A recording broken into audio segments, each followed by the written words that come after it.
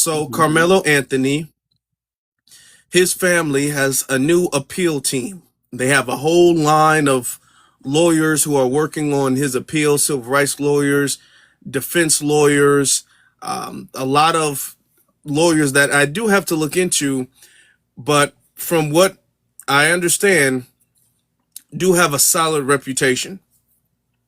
Now, we knew there was evidence for his appeal because we knew he was railroaded. That's a fact. We know that. Let's not deny that. You guys pretty much admitted to railroading Carmelo when that video, that surveillance video got released.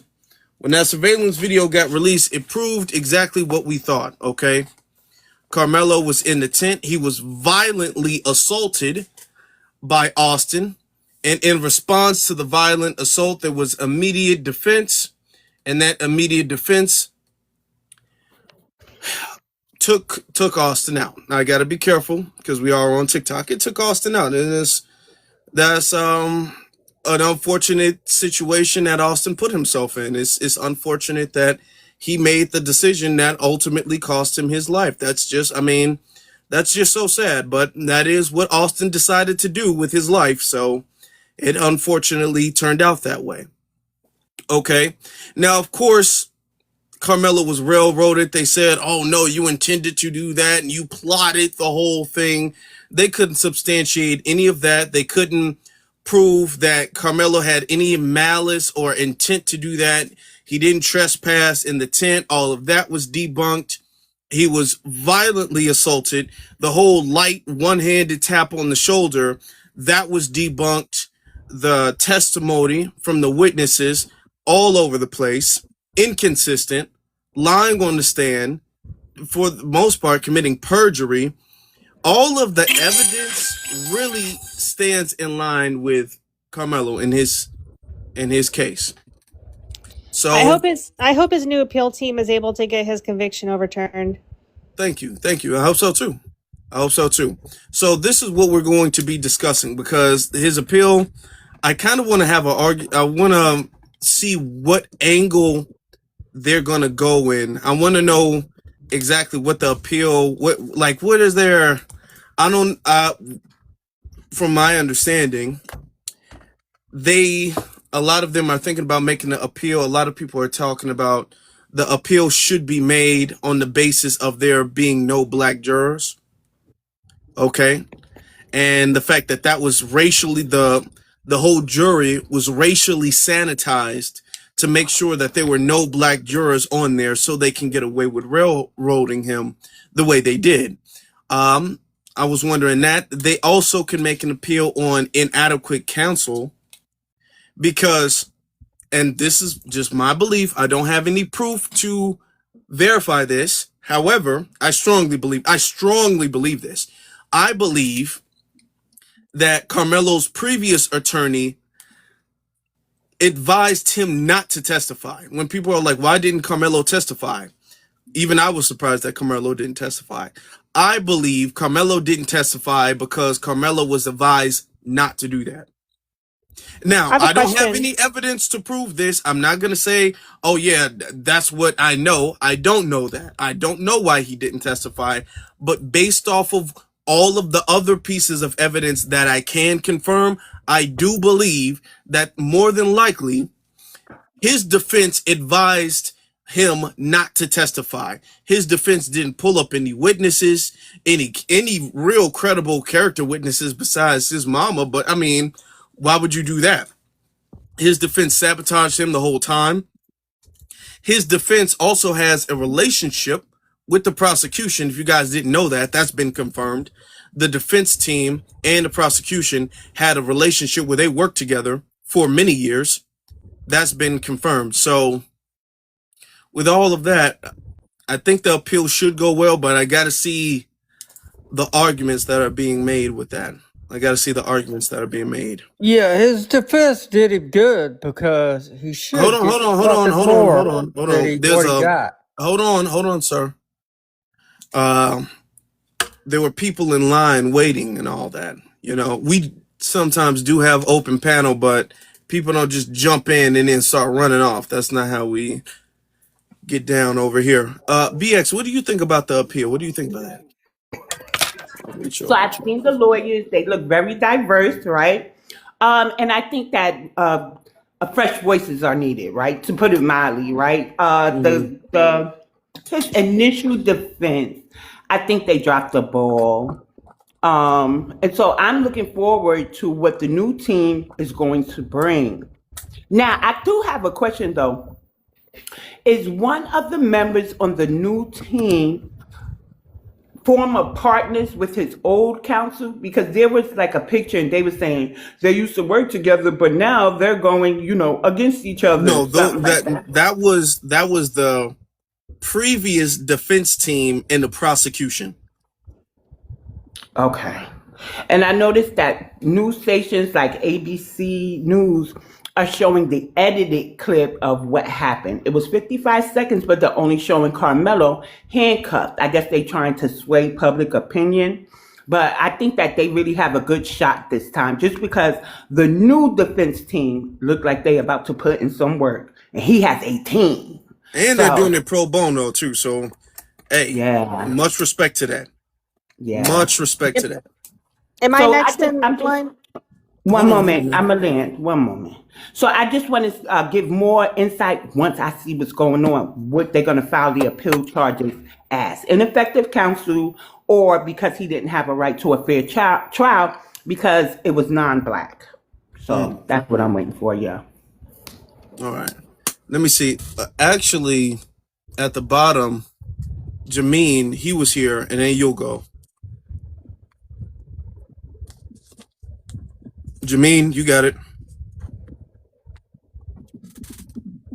Okay, he's not ready. You can go. So I always believe that since the county that this happened in, that the trial happened in, is predominantly like super majority white, I always felt like it would have been more fair for his lawyer should have brought this up, but of course, ineffective assistance of counsel. I always thought that the trial should have been moved to Tarrant County. Mm-hmm. Hold on, let me see. Okay. What is the racial demographic of that county? I believe it's like 80% white. You think he should have been to a more white county? No, Tarrant County. That's Dallas County, right? That's Dallas. It's the Dallas Okay. Fort Worth area. Okay. Okay. Okay. So like Well, a bigger jury pool with more black people involved. yeah. Um, and even if they did keep it in that county, all hell should have been raised. And I love the TikTok shop. All hell should have been raised when the prosecution was able to sanitize the jury of black jurors, when they were able to strike out the black jurors for an unprecedented reason. Oh, you work as an educator, or you work something as an educator, so that means you're biased in this situation, and you are able to strike out only the black jurors. That's insane. All hell should have been raised. The defense contested that, but they didn't make no huge deal about that. Okay, they didn't make a big deal about that whatsoever. So right there and then, that was inadequate counsel right there, and defense right there. So yeah, that should have, yeah. There's so many different things. I'm just wondering exactly what their angle, because of course they're going to make probably different arguments, but there's going to be a main argument that they're going to go for, that they're really going to argue. So I'm kind of trying to figure out exactly what that shows. All right, let's get you Rob.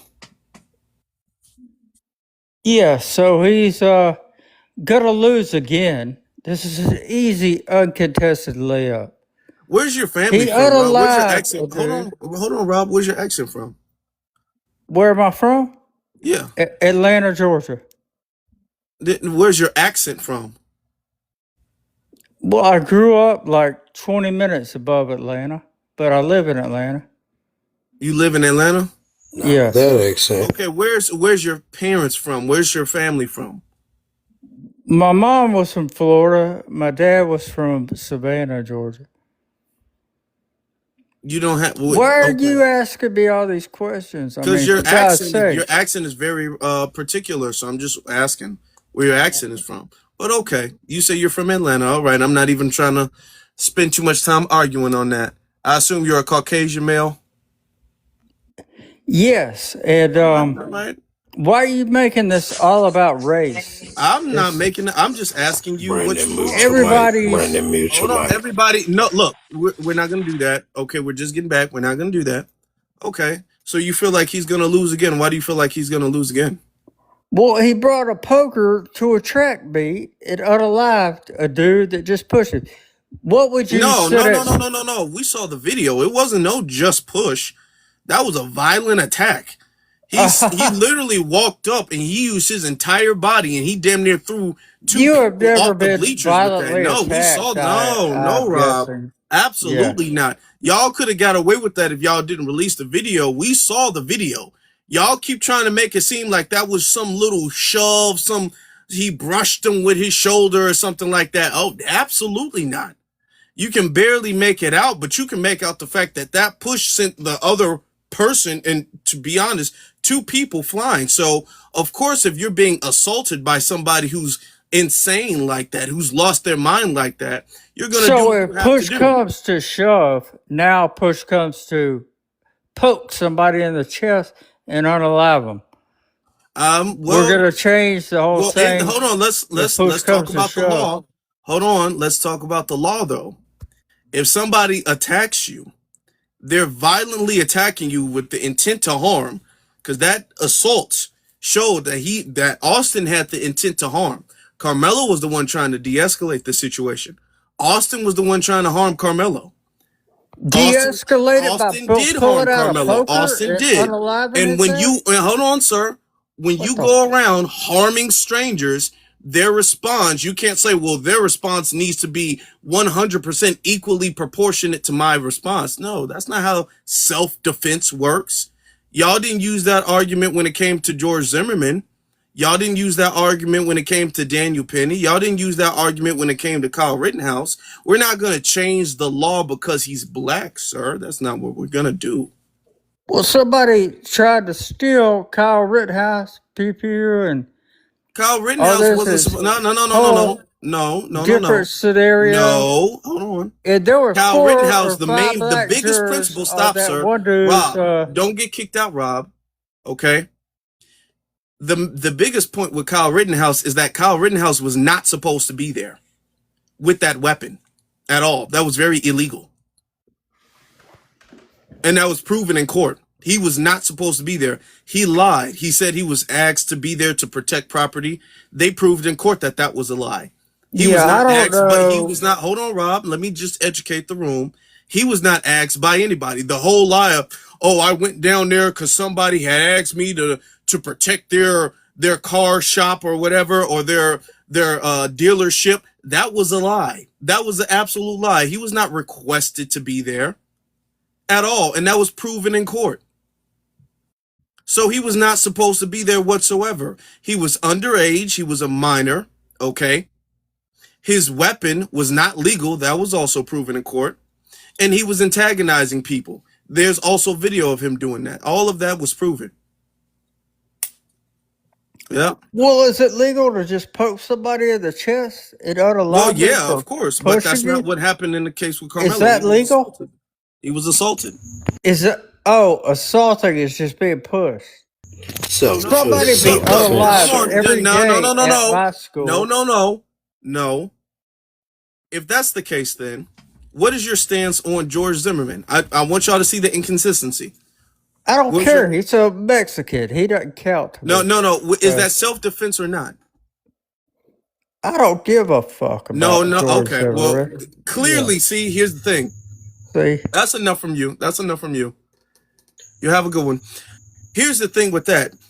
They keep having these standards of, oh, well, that was just too much. Karmelo just did it was just a small little light push. He barely even touched the guy. And then next thing you know, Karmelo just went blind with anger and rage. No, that's not what happened. And we're not going to sit here and frame that as if that's what happened, because it's not. It's not. Okay? That's not what happened at all. And yet these people will make the same exact argument of self-defense for somebody who was the actual assaulter in the situation, who was the aggressor in the situation. All of the other cases I've mentioned, George Zimmerman, Daniel Penny, they were the aggressors in the situation. They acted first. They instigated the situation. Karmelo didn't. Karmelo did not act first. Karmelo tried to de-escalate the situation. Karmelo was the one who was assaulted. And they're trying to construe this as if, well, because your quote unquote response was not proportional, that makes you the initiator in the fight. That's not how that works. That's not how fighting works. Let's continue though. Let's continue. Let's get to Texas Fader.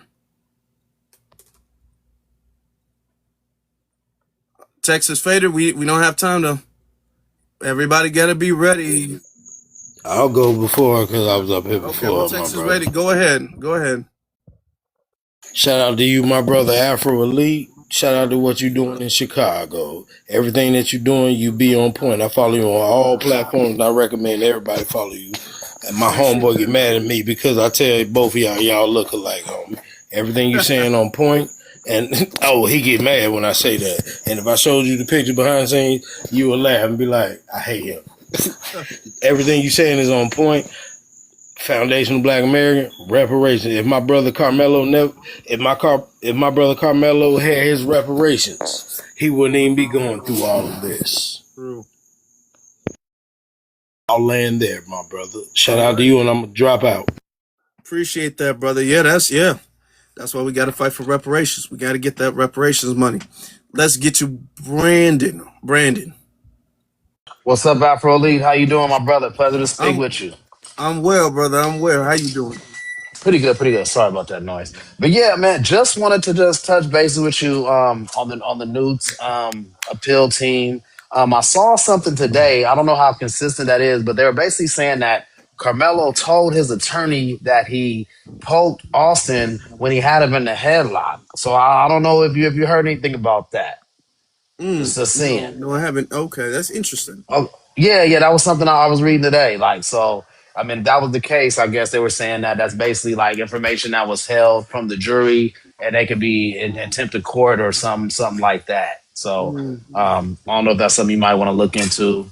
And then, and I was also gonna say, like, when we watch the video, because I'm in a lot of these rooms and I debate with a lot of these anti-Carmelo panels, and I was just basically trying to explain to them, like we on the video, we see how clear it is when he first walks in. Video is like clear as day, but for some reason under the tent, everything gets blurry and you can't even see nobody anymore. And I'm just like. And everyone, they always make excuses like, oh, the video didn't work that good over there, or that's too far away. I'm like, it's 2026, man.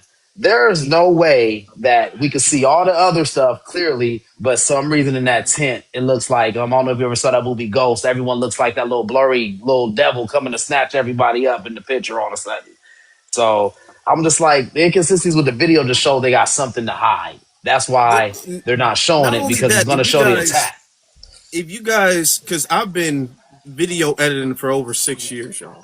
Way before I was doing Afrolead or anything like that, I was editing videos and clips and stuff.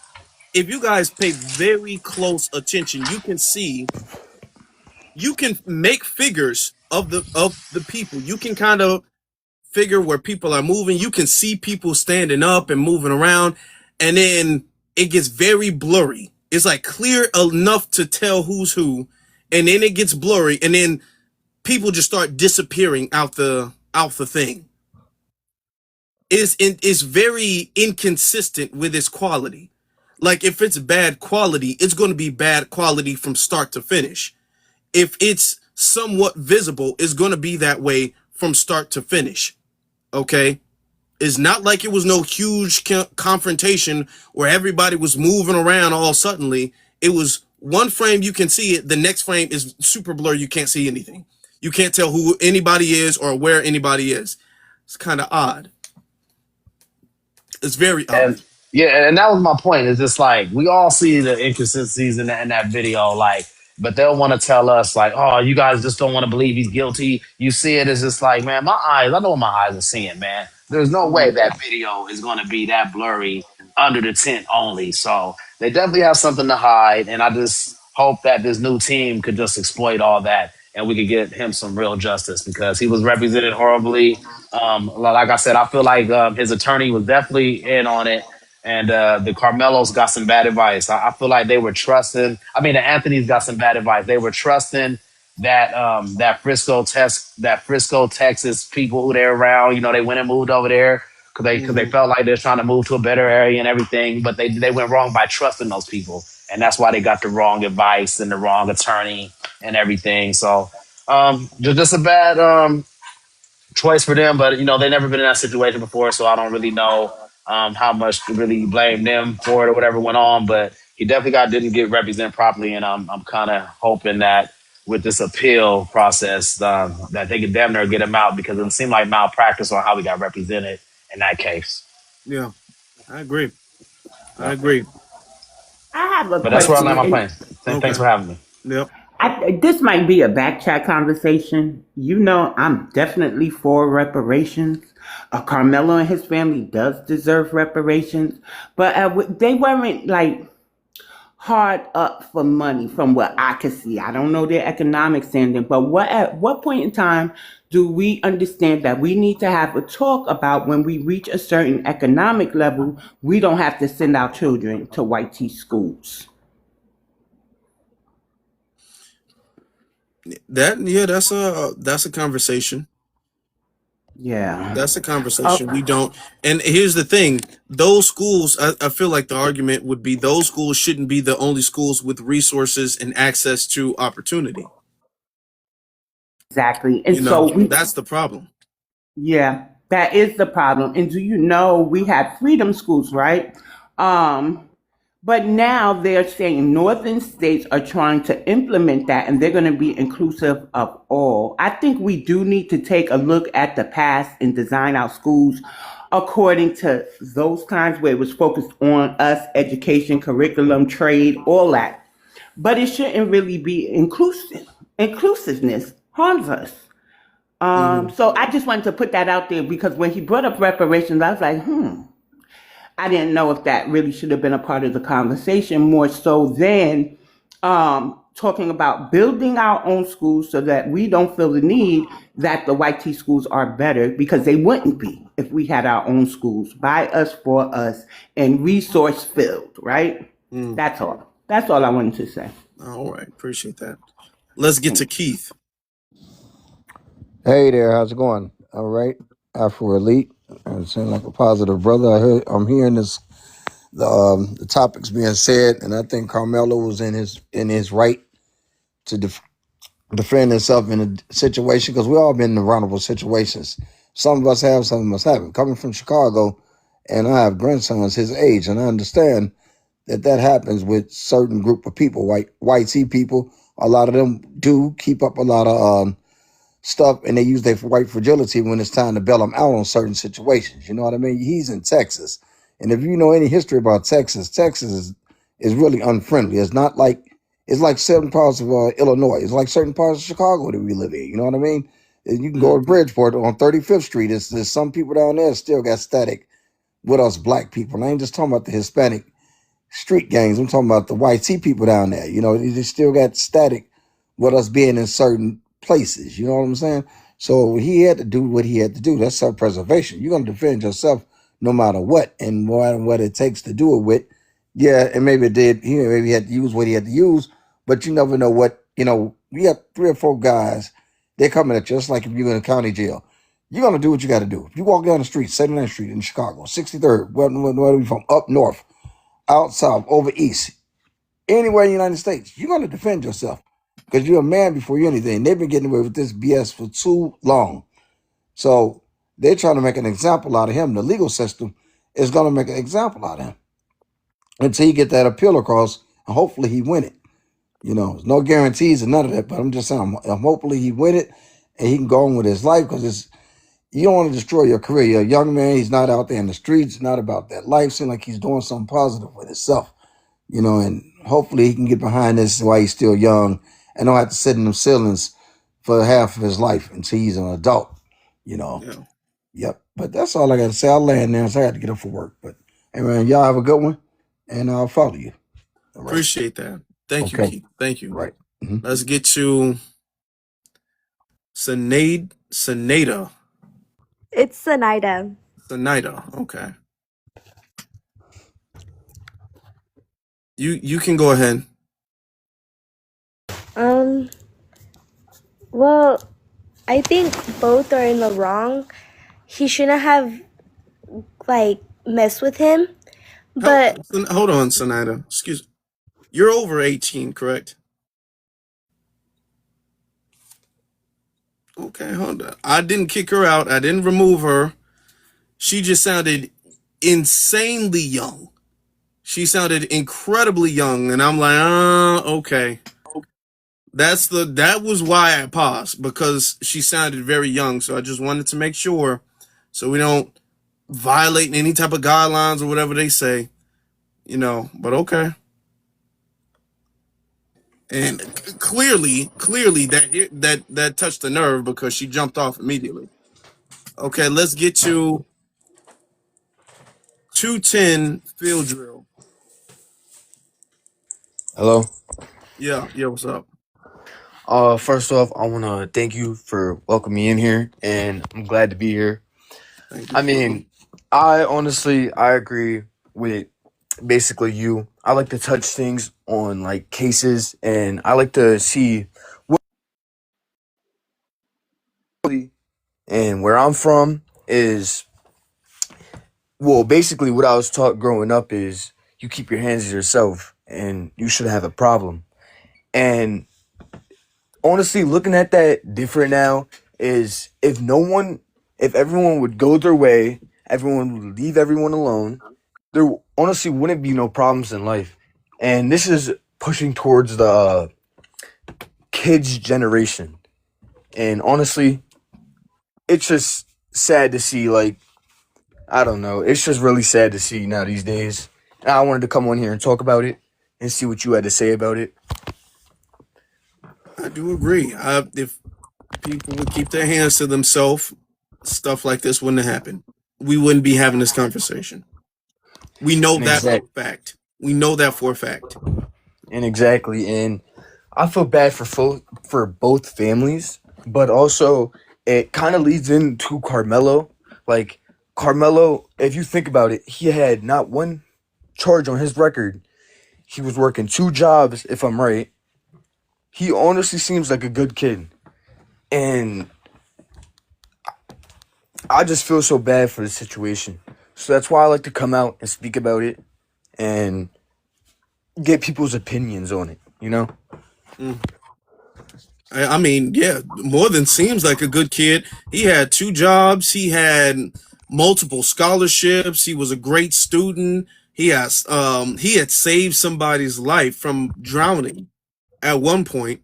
So, I mean, this man was a literal perfect kid in a lot of instances. No trouble with the law, no trouble in school or anything. Yeah, and honestly, what everyone says is if he wasn't in them bleachers, which honestly, and the factor is everyone says it wasn't self-defense, it don't matter. If that is risking your life, no matter what. Even if he were to get push, like that don't even matter. You're on bleachers. I see so much stuff go wrong with people on bleachers, like they'll smack their head, bust their head open. It's just it leads into so much stuff like that. And I'm not even trying to make an excuse either. Because if it was the other way around, I would, it's like nothing with a race thing, nothing with that. It's just, you got to look at the right and the wrong, the facts, everything we're going off. So that's yeah. That's true. That's true. Thank you for that. Thank you. Let's get to EJ. Yeah, I'm glad I came on the panel because I was just in a coma, so I'm just asleep. Glad to be back on the panel. The moral of the story is when people come up here and just still be talking crazy about this young man in this case, the moral of the story is none of this would have happened if Austin kept his freaking hands to himself. If they would have just left that young man alone and went about their business. See, a lot of people in the Caucasian society have a tendency to be in environments and to be around people that don't bother them, and they want to start stuff, but then they don't want to finish it when they don't have the advantage. All this could have been avoided if Austin would have left kept his hands to himself. And I don't know if his brother wasn't trying to be the best type of person within their family, but you got to realize that a lot of people from the male society have a tendency to be something that they don't want to be when it comes to dealing with, Black Americans. They like to start stuff when they have the advantage, but when you see somebody that's way better than you, doing better than you in life, they have a tendency to be haters.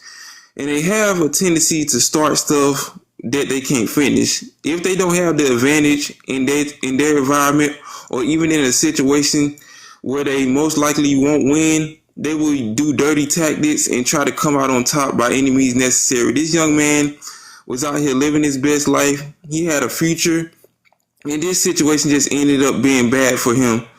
And hopefully he needs to come home and see if he can, get his life back together, because he shouldn't have been in prison for this situation. He was a good kid, and Austin should have just kept his hands to himself. The good thing about it is, Karmelo can still see his family.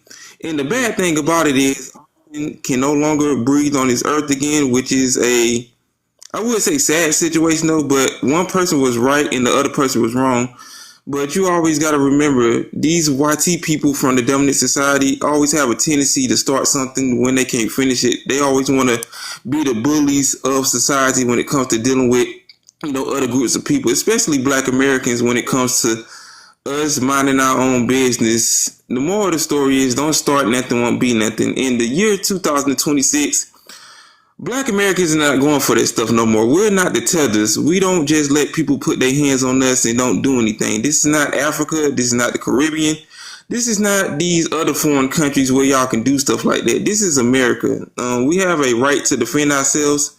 And if I was in that situation like that, in a more hostile situation, it could have ended much worse for Austin, if not some other people. So, with that being said, I'll land my plane for now. These people are real crazy, man. They real delusional. Okay. Thank you, EJ. Now, there are people who disagree, and if y'all disagree, y'all can request up, and we'll eventually get to y'all. We got to cycle people out. Thank you very much, everybody. We're trying to get as many voices to weigh in as possible, so we're going to do that. However, there was a situation or information I found out. Now, a lot of them said, well, hold on, though. Karmelo provoked Austin. So that's why Karmelo is the aggressor, because Karmelo provoked Austin. That doesn't make any sense, because witness testimony says that Karmelo had his hand in the bag when he warned Austin not to touch him. So Austin thought Karmelo was bluffing and thought Karmelo didn't have anything. He found out the hard way that he did. He found that out the hard way. However, if Karmelo was warning you, keep your hands to yourself, and his hand is in the bag, he is implying that he does have some type of weapon. Okay? So that is more than enough warning to keep your hands off of this person. If you bypass that warning, you're asking for whatever consequence comes after that. Whatever consequence precedes you putting your hands on that person, that is on you. It's not as if he had something on him and he didn't let it be known. That was more than enough warning. It was Austin's foolishness and pride, okay? And I believe it was his racial animosity that caused him to believe that Karmelo was bluffing, okay? So he wanted to try him. That's why he did it. So he did warn. Yeah, he did warn. He was not provoking him. If he was provoking him, he could have egged it on and not let it be known he had a weapon. But he did let it be known he had a weapon. He did let it be known he didn't want to fight, and he wanted nobody to put their hands on him. Austin ignored that. So therefore, anything that happens after the fact is on Austin. Are you guys following me? Are y'all getting where I'm coming from? It's all on him. He's the one who made that decision. Let's get to Black Vanguard. His new legal team. That's actually a good thing. It shows you that we actually put pressure on the Democratic Party to do something because they didn't do nothing the whole entire time the trial was going on for almost a week. And then also it's election year, so they try to make themselves look good because it's election year. So that means that if they wasn't going to do nothing, that means they was going to lose the midterms. So they basically doing this to get more black support like they lost in 2024. But we shouldn't have to force the NAACP, the Urban League, to do something for their own people like they're doing for these other immigrant groups. But they got a lot of pressure from the community, the black grassroots. The one made this a national news. They were trying to make this a local state case, but we made this a national news. So the only people I seen capable for them are basically the Tedders and the Sambos. They mostly the only people that's capable for him though. And I'm glad he got a new legal team. And they say it's the best in the state of Texas. So we'll see what's going on. So most likely his appeal will get approved because that video that he got jumped, it's got altered. It's the altered video. And also is that the video that Austin Metcalf jumped Carmelo Anthony, that part was blurred out, so you couldn't see that part. That was one of the only parts that was blurred out, the part that Carmelo Anthony defended himself. So then also it's so much red flags in that how they accused the 3 black jurors on that panel because they said they worked at the same school. It was educators. That was a red flag right over there. Then another red flag is that the judge, he actually did an interview after the Carmelo Anthony case where you were sitting judge. You're not supposed to talk about the case, especially after it ends, especially you were acting sitting judge. That's actually grounds for appeal right there. Because that's the first time in history that an active sitting judge actually did an interview after a major case ended. You ain't supposed to do an interview with the press. That you're supposed to be unbiased though, so that's the grounds for appeal right over there. Then the judge resigned. So that's another grounds for appeal. There's so much red flags, and then they actually lied. The witness, you had one Latino Mexican person saying they knew Carmelo Anthony, but the defense, they actually put pictures of him and Carmelo Anthony knew each other. So he actually lied. So he gonna get an appeal bond. He gonna basically be out on the appeal bond. Most likely a higher court is gonna step in. The Fifth Appellate's Court gonna step in. Neither that. The federal courts might step in on that because that's actually a mistrial over there. You got these white folks saying he's Carmelo Anthony guilty because they racist. They said it's not about race. They did make a race though because with Carmelo after that gag order got lifted, I think Jeff Metcalf called Carmelo Anthony a watermelon felon, and watermelon is very synonymous with foundational Black Americans. So that's actually racial right there. He admitted it. He admitted he was about to say something racist in the video. He's like, "You want to hear something racist?" And then he said it, so he knew it was racist. He completely removed any type of deniability because he says, "Do you want to hear something racist? I got you." And then he said it, so he knew 100%. He knew it. And then also is that you got Troll says state case though, but they can make it a federal case. The federal government can step in and make it a federal case as well. The federal government can override the state and make it a federal case as well. So, and that's is that it's another situation happening. This how you had a black kid got jumped by some white supremacists out there in North Carolina. Same situation. It was 2 adults and like 5 males. 2 of them was 18, so they put their mugshot because they consider adults, and 5 of them were minors though. So it was another incident with the Carmelo Anthony situation when he got beat up, got jumped by like 6, 7 white supremacists at a school in North Carolina. They put him in a chokehold, beat him up, and they got charged behind that.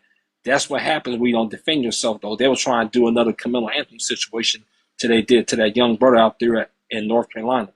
But y'all understand what's going on with that situation happening out there in North Carolina. That's all I got to say for them. Oh, damn. Thank you. Appreciate that. Thank you. We're going to get to the chosen one.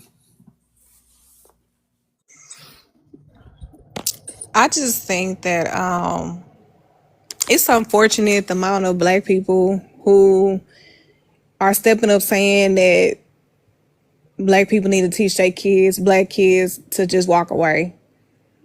And it's unfortunate. I kind of want to hear y'all feedback on that because I've been jumping in a lot of panels here in the last few days, and the amount of black people who like just on his side, on Austin's side, feeling like, you know, it was okay for this man to put his hands on him. It don't matter if somebody put their hands on you or not. You're not supposed to M1 them, and it's like he didn't have no intentions on doing that. It was self defense that led to it was a freak accident that led to him being unalive. Mm-hmm. And they can't even see that, and they say he should have just walked away. Wow, I don't have to listen to another child. This is a child. If you wanted me to leave your tent that bad, go get an authority. Go get an adult to have me removed. You don't come over here trying to throw your weight around and put your hands on me. That ain't how life go. And he fucked around and found out, and it's unfortunate. I agree. And the people who are saying that, these are the same people that back during the days of segregation, if a white person told them to get up and walk to the back of the bus, they would have got their happy black ass up. They would have tipped their hat and they would have walked back to the bus. They would have been like, I don't want no problems. I don't want no trouble.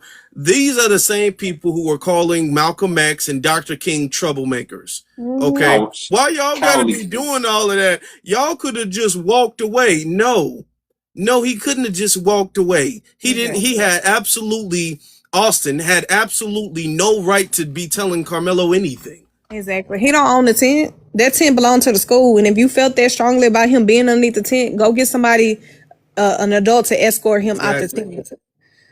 You don't put your hands on people.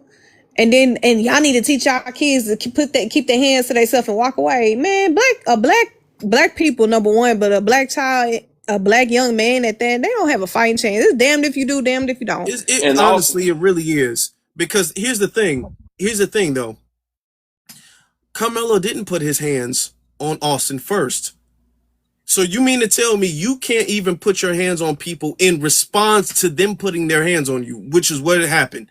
Because they're making it seem like Austin came up, he said move, and then Karmelo just poked him in the chest. That's not what happened. That's not what happened whatsoever. So even if somebody attacks you, you can't put your hands on them, is what they're saying. And also these people that talk like that, Alpha League, these people are cowards. These are the same people. That means if a white team person, it means these black folks and these terrorists, these black folks saying, "We'll talk about you should walk away." These people are cowards.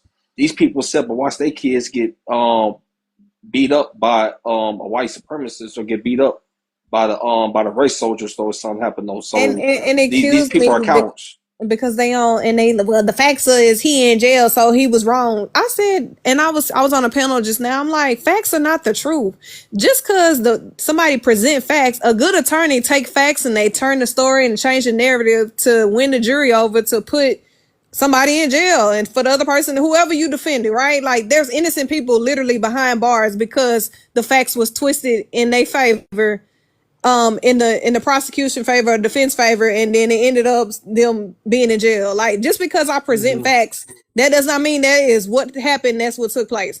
Was there a knife involved? Yes, that's a fact. But I can tell you my version of what happened with this knife being on the prosecution side, and then I can tell you my version of what took place with this knife being on the DA on the defense side. That does not mean that my side or your side is the truth. It's just I took some facts and evidence from this case and made it what I wanted to make it to win the case. That's what makes a good attorney versus a bad attorney. Exactly. Well, he in jail because he was wrong. Argument. Did you not watch the case? That don't mean nothing. It's innocent people in jail today, and it's guilty people walking free based on a trial that took place. That does not mean that was the truth. Not only, and the people who make that argument, first off, and you're absolutely right, sister, with the whole defense and prosecution, it's really, I'm using the evidence that I have and I'm making an argument with that evidence. And then the other person is using evidence they have and they're making an opposing argument. Correct. Okay. And the jury is the ones who decide which argument makes the most sense. Okay. Correct. That's what it is. Correct. So it's not like the winning argument, that's the absolute truth. Because that's what everybody keeps saying. Well, that's why he in jail, because he was wrong. And that's not the truth. Nobody was there. It's people who get up on the stand that was part of the witnesses that testified. They lied. the little dude Eddie said he didn't even know Karmelo, and they got pictures at Thanksgiving and some more shit. You know what I'm saying? So people get up and they lie all the time. A lot of people change That's their true. story. They Let me change their also story. add. Let me also add. These are the same people who will completely dismiss the fact that there were no black jurors on the trial at all. That the jury was racially sanitized. When you mention that, be all like, don't you think that that's evidence that the whole thing is rigged? That you can't really rely on the impartiality, you can't really rely on the legitimacy of the trial because they were just setting this up to be a kangaroo court from the very beginning. They'll be all like, well, that doesn't matter. That doesn't matter. They'll say, I'm going to say this, I'm going to let you say what you got to say, then we're going to move on. They'll say, well, black people are biased. Black people are biased. Black people are biased.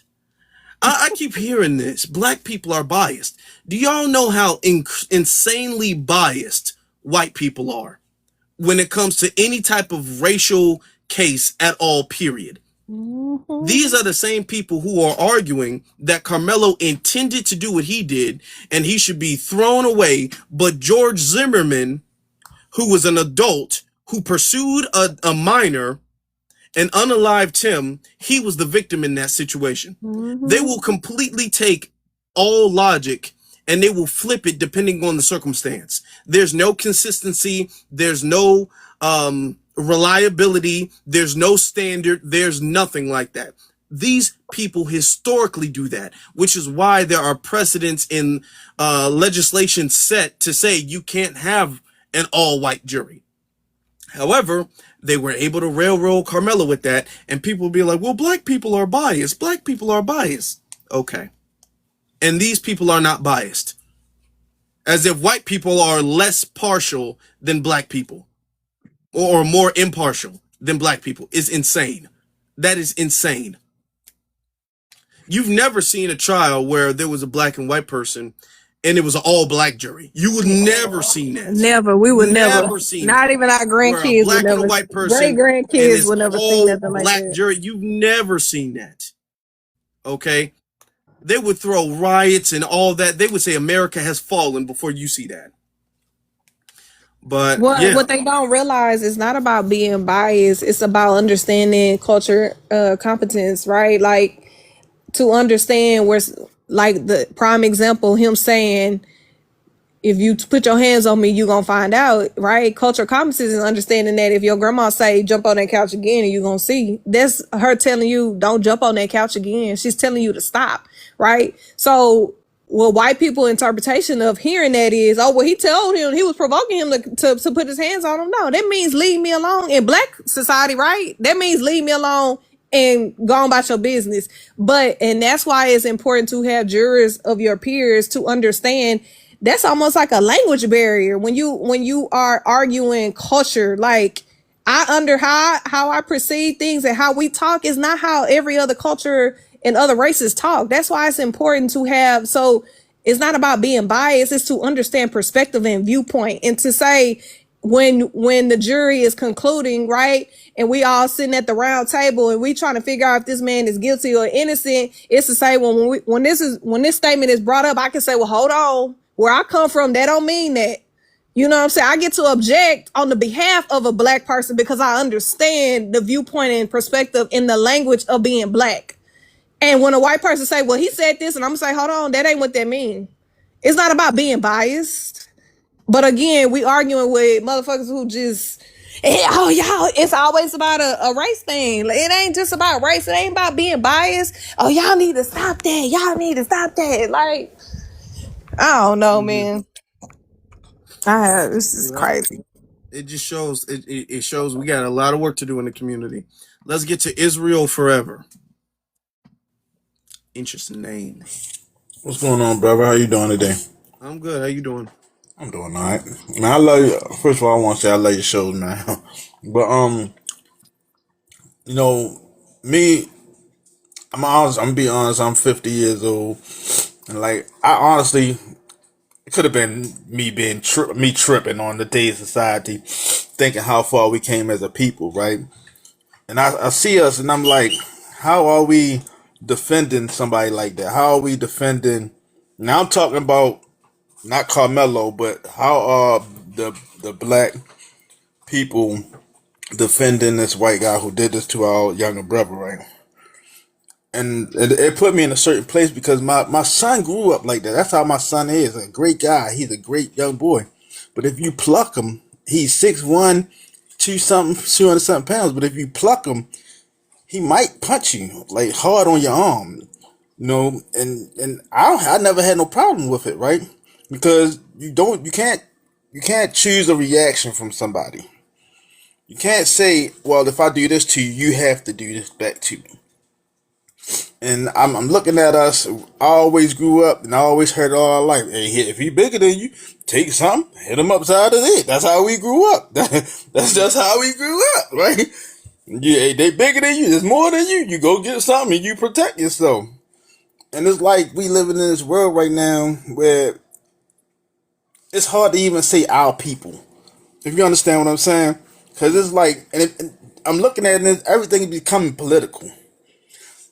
So the black people who are on the Republican side, they are hanging with the white people, going with what they saying.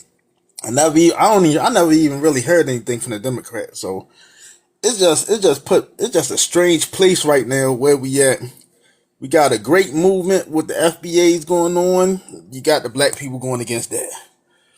And it's like, when we going to, I don't even know if it's, I don't know, brother. It's like, is this going to change? Like, I feel a change, but at the same time, it's like, damn. This set us back. I ain't gonna lie. Yep. Well, I mean, it's not over yet. It's not over, but we got Well, to keep pushing. We really got I'm to keep saying as pushing. black Right. people, like one thing about those YT people, I don't care if they come from different demographics, meaning like social status. One thing that always unite them is their color. Right or wrong, they gonna be one united front because of their color. And I don't understand as say what you want about, okay, yes, he unalived somebody. Just give him a fair trial. That's all I'm arguing. Give him a fair trial. There is negligence on the defense side. And what defense attorney don't advise their client to testify when it's self-defense? Yeah, They that's quite insane. literally, But let's yeah, they, hold on, go because ahead. there's a couple other people who haven't spoken yet. Let me get to Blue. Yeah, Afro Elite, I appreciate your platform. You make a lot of sense, right? I don't, to me, I don't see how people just overlook the true premise, right? They'll go to the secondary issues. And the true premise is this, is that you cannot skip over and get to, well, he did this. No, it is an action and a reaction. Yeah. Real quick, Every everybody tap the screen. I didn't even notice the likes. Everybody tap the screen. Go ahead. Go ahead, Blue. every living, breathing being within this matrix, it has the right to defend itself. And if you look in nature, you will see that nature provides us with the answers. There is no animal, whether he is less capable or more capable, that will not fight and defend itself and its young and its siblings, whatever, right? So nature will instruct us that when you are attacked, those rights do not come from a government. That come from a source that none of us know, the nameless, unnameable, that which is beyond imagination. Here, I'll say this is, whether we talking historical in America or whether we talking in contemporary times, right? We have a mountain of evidence that white supremacy it is a mental disorder. These peoples are incapable of being impartial because the lady said that she said their skin color will, I'm going to say it the way that it is, their lack of skin color in agreement, right? That they will side against all things that add up logical, reasonable, and true, right? So Carmelo didn't start this. Another child, right, who someone will say his contemporary, created an action, he provided a reaction. That is within the laws of nature, right? The real solution is true. People won't say it, but I will. We do not deserve to really live with these peoples. It's because they don't know us. They don't understand us. Like she just highlighted a great example of that. When your mother says to you, this, I'm speaking to historical Black Americans on here. When your mother say, try me again, right? Try me again don't mean try me. They will take that as a literal component, right? And say, well, she said try her, right? No, try me again. It means in our culture, it means don't do it. You understand what I'm saying? Mm-hmm. But they haven't caught up with that type of knowledge is because they really, I'm telling you this, don't overlook what I'm saying at this part. They really do not know us. They don't know our culture. All they know are the colonized versions of history that have mind controlled people, right? And the truth of the matter is they have done so many injuries to us physically, morally, spiritually. They've held our potential back over centuries. You understand what I'm saying is? And then they come on and they talk about things like this, and I'll land my plane. You bring up an interesting point, host. If culture and how you are socialized, right, and programmed within a society is not all encompassing, right, then tell me why there has never, ever been an all Black jury to what? Judge one single white person. If that's not a critical component, you must have diversity on there is because you lack the wherewithal, right? You lack the ability to understand the people that you even trying to judge, and you have no moral compass to be able to judge the past, the present that you think is unlike the civil rights era and the things that y'all done to us, right? These are the same days. You the same peoples, you the same descendants of these peoples who couldn't judge right back then, who put you on the wrong side of history, and you on the wrong side of history again right now. Yeah. That's what I have to say. Yeah. I want you guys to think about what his father, Jeff Metcalf, the racist rant he went on after the fact. Thank you guys for the likes. I appreciate that. And the gifts. Thank you all so very much. He went on a racist rant, not just about Karmelo, but about the whole Black community. He was talking about Black cultures, how the father's not in the house, and we get arrested all the time, and we use food stamps and all that stuff. Imagine 12 of him on the jury. Do you think the way his father is, do you think that they can be impartial? This is the conversations they have behind closed doors all of the time anyway. They get caught at the job saying this. They get caught at school saying this. They get caught people recording them saying they say this stuff all of the time anyway. These are not remotely close to being impartial people. These people, when they see a Black person on trial, automatic guilty. I don't need the evidence. I don't need anything. You're going to have to make a case that that person is innocent. It's not innocent until proven guilty. It's guilty until proven innocent. Okay? And I'm really not trying to let him go. That's how they think stepping into the room. They have biases that they have accumulated and bred in their culture over time of the guilt of Black people. Automatic guilt of Black people. You understand? So let's be very honest with that. And there was one thing about some dude, he was all like, I don't want to send a brother to jail. When I first saw that, I'm all like, is that what he said exactly? Did he exactly say that? Maybe he did, maybe he didn't. But I find it interesting that they're using that one situation. Let's say he did. They're saying, well, because he said that, therefore it proves that Black people as a collective cannot be impartial. That's odd. You guys are not quoting think about this. They're not quoting any of the white people who were proven not fit for trial, for jury. It was only the Black people who were who were, I guess, deemed unfit for jury that they're quoting. What did the white people who didn't get to be on jury, what did they say about the situation? Think about that. Okay? Only the black person who allegedly said, I don't want to send a brother to jail, only a black person who said that is quoted by TMZ. You had a whole bunch of other white people who never made it to trial. You're not quoting what they said to be deemed unworthy for trial. Think about that. And they're doing that because they want to create and support this narrative that, well, it's justified that there were no black people in the jury because black people are biased. So, you can't have a biased jury. And they use that one incident, which, to be honest with you, I don't know how true that is. To be honest with you, that don't really sound like no real brother would say, for real. Dad, we kind of know better than that. To just, oh yeah, I'm not gonna send no black person to jail. Why they? I don't really know about that. But okay, that just don't seem like something we would say. Well, okay then, fine.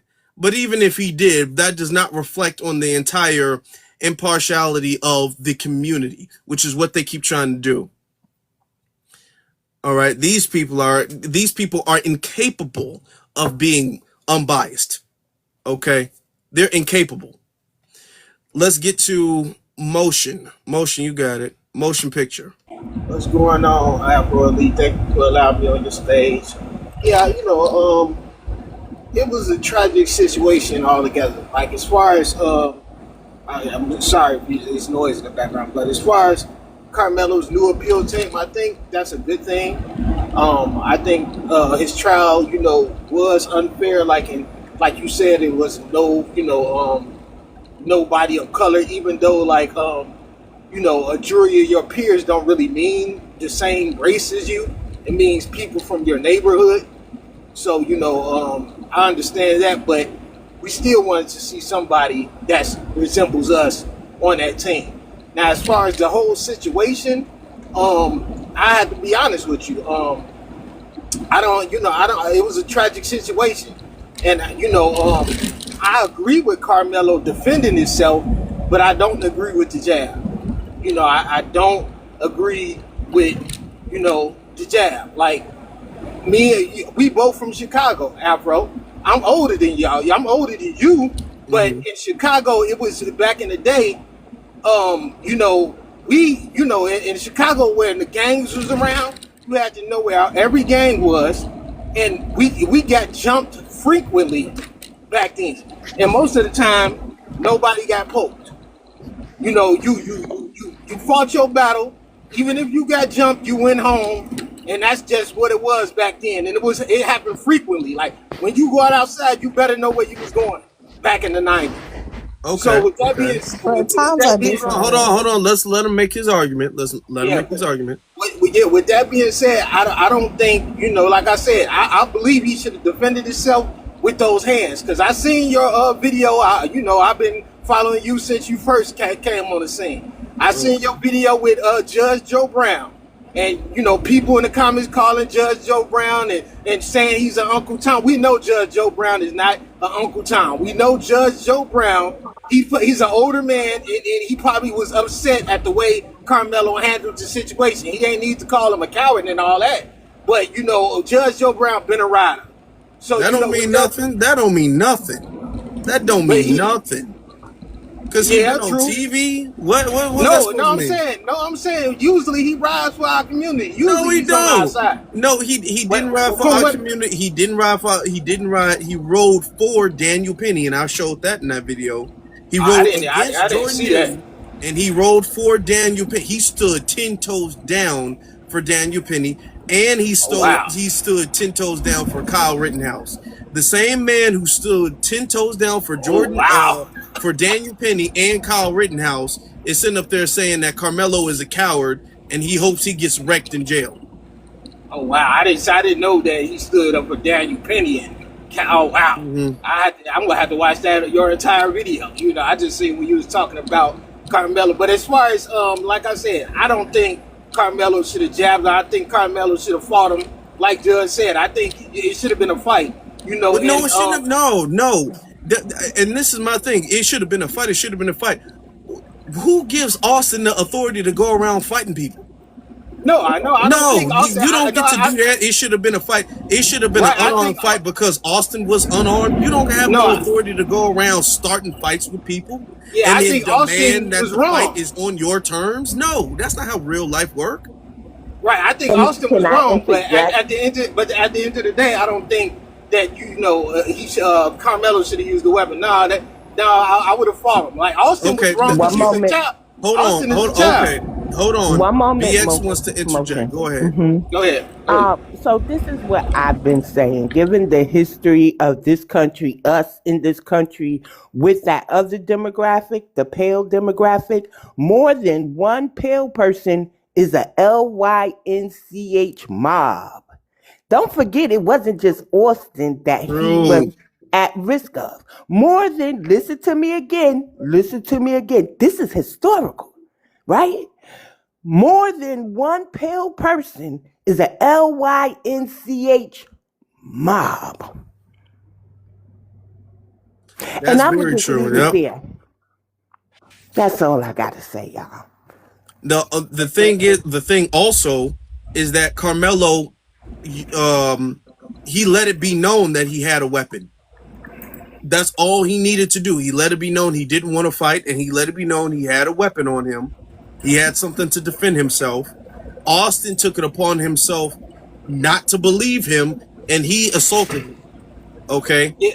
There was not going to be no fair fight where him, his twin brother, and their friends were all going to sit up there and let you do some WWE fight down, some SmackDown right there on the bleachers. No, absolutely not. Okay? I seen the video. I didn't see all of them. You couldn't make it out really. It was But blurry. they So I said they didn't were see. there. Okay, but they said they were there, though. Yeah, they said they were His there, brother but said he's the one who started it, actually. right. And like I said, I still don't agree because I'm not gonna sit here and tell 17-year-olds if somebody push you or if like to poke somebody. I'm not gonna do that. If my nephew, I don't have any kids, Can but I if my say something? nephew Hold decided on. if my nephew decided to poke at the kid because he pushed him, or maybe he wasn't even going to get jumped, I tell him, what was you thinking? Because And, you knew and here's the you thing, put. and I Let me don't say this like, out, bro. brother. I don't You like the analogy from Chicago to Chicago. I don't like the analogy. Well, in Chicago we used to get jumped and all that stuff all at a time. If you're talking about rival and beef and gangs, that's not what this was. This was a track meet. This was not supposed to be no enemy territory where you knew you were stepping into danger and you knew the consequences of being on the wrong block or the consequences of going behind enemy lines. This was a track meet. It was raining and there was a tent that allegedly he was invited under. And then Austin and them, they came after the fact. So the whole world, we used to do that all the time. No, Carmelo did not put himself in no dangerous situation where, quote unquote, he should have known better. The whole narrative of, there wasn't your tent. It technically wasn't Austin's tent either. It wasn't the tent owned by either of them. But this narrative that this track meet was supposed to be treated like some type of enemy combatant war zone is, come on, let's not do that. No, I'm not saying that. I'm like I said, I'm older than you. I'm a neutron. I was in a gang. I wasn't a gang banger. But I knew at the end of the day, it didn't matter back then if you was a gang banger or not. And like I said, they was gonna try to jump you if they didn't know you. Period. It wasn't no talking. It was, what are you? I'm a neutron. I don't even gang bang. And do you think? Okay, let me ask you this. You said what? You said what? Do brother? you think if you were getting jumped by, because people can be unalived by being jumped, and I know. So do you think if a group of strangers walked up to you and they started to jump you and you did use a weapon on them, you should go down for first degree? No. I don't think he went down first. I don't think he should have went for first degree at all. Like, I still think that his appeal team should fight for him. I still think they railroad him with giving him that much time. I think I think Carmelo would have got some time and should have got some time. He took a life at the end of the day. No, that's not how that works. You don't get time for taking this is the way the law works. You don't automatically get time for taking somebody's life. You get time for taking somebody's life unjustified in an illegal fashion. Okay, there are people who take lives of other people, but when they go to court, they can prove that was not in an illegal fashion. It was not unlawful to do that action, and they get off all of the time. Daniel Penny, Kyle Rittenhouse, George Zimmerman. I mean, we can go down the list. It's not like, well, if you took somebody's life, it doesn't matter how justified you are. You got to go. That's not how this country has ever done anything. Right. Those are situations. I'm talking about two 17-year-old boys that's in high school. But you hold on though. But you just said that if he takes a life, he should go down. You're saying because he that in that situation. With that 16-minute warning statement though, with that statement, you're saying that regardless of how justified he was in using that weapon, if that weapon resulted in a fatality, he should go down, period. He should do some time, period. With using that weapon. Like, I don't see a reason to, use that weapon. I don't see it. I just don't see it. I appreciate you giving us your stance. I'm going to let some other people go ahead and weigh in on that. Let me see. You at the bottom, you haven't spoken. Detroit, you haven't spoken yet. I got to be fair because I can go back and forth, but I want to be fair to everybody. So, Detroit, you got it. Yeah, that was the song that never ends, dog. Y'all was finna keep going. Hey, bro. Y'all know me. If y'all know me, y'all know me. I will keep going. I'm trying to do this so everybody can go ahead. Y'all tap the screen, please. What's up with you? What's up with you, Afro? What's going on, Hey, listen, brother? man. I seen the whole thing, and I just want to say, he would never be in jail if the shoe was on the other foot. If it was four BLK guys that walked up to him and he was sitting there alone by himself, one white T person, and got threatened and told them that he had what he had, and they still chose to, go ahead and test his gangster like that, and he had to stand his ground. He would never be in jail. He never would have got incarcerated like that. And it's crazy because, these people act like you had to be a certain age to stand your ground.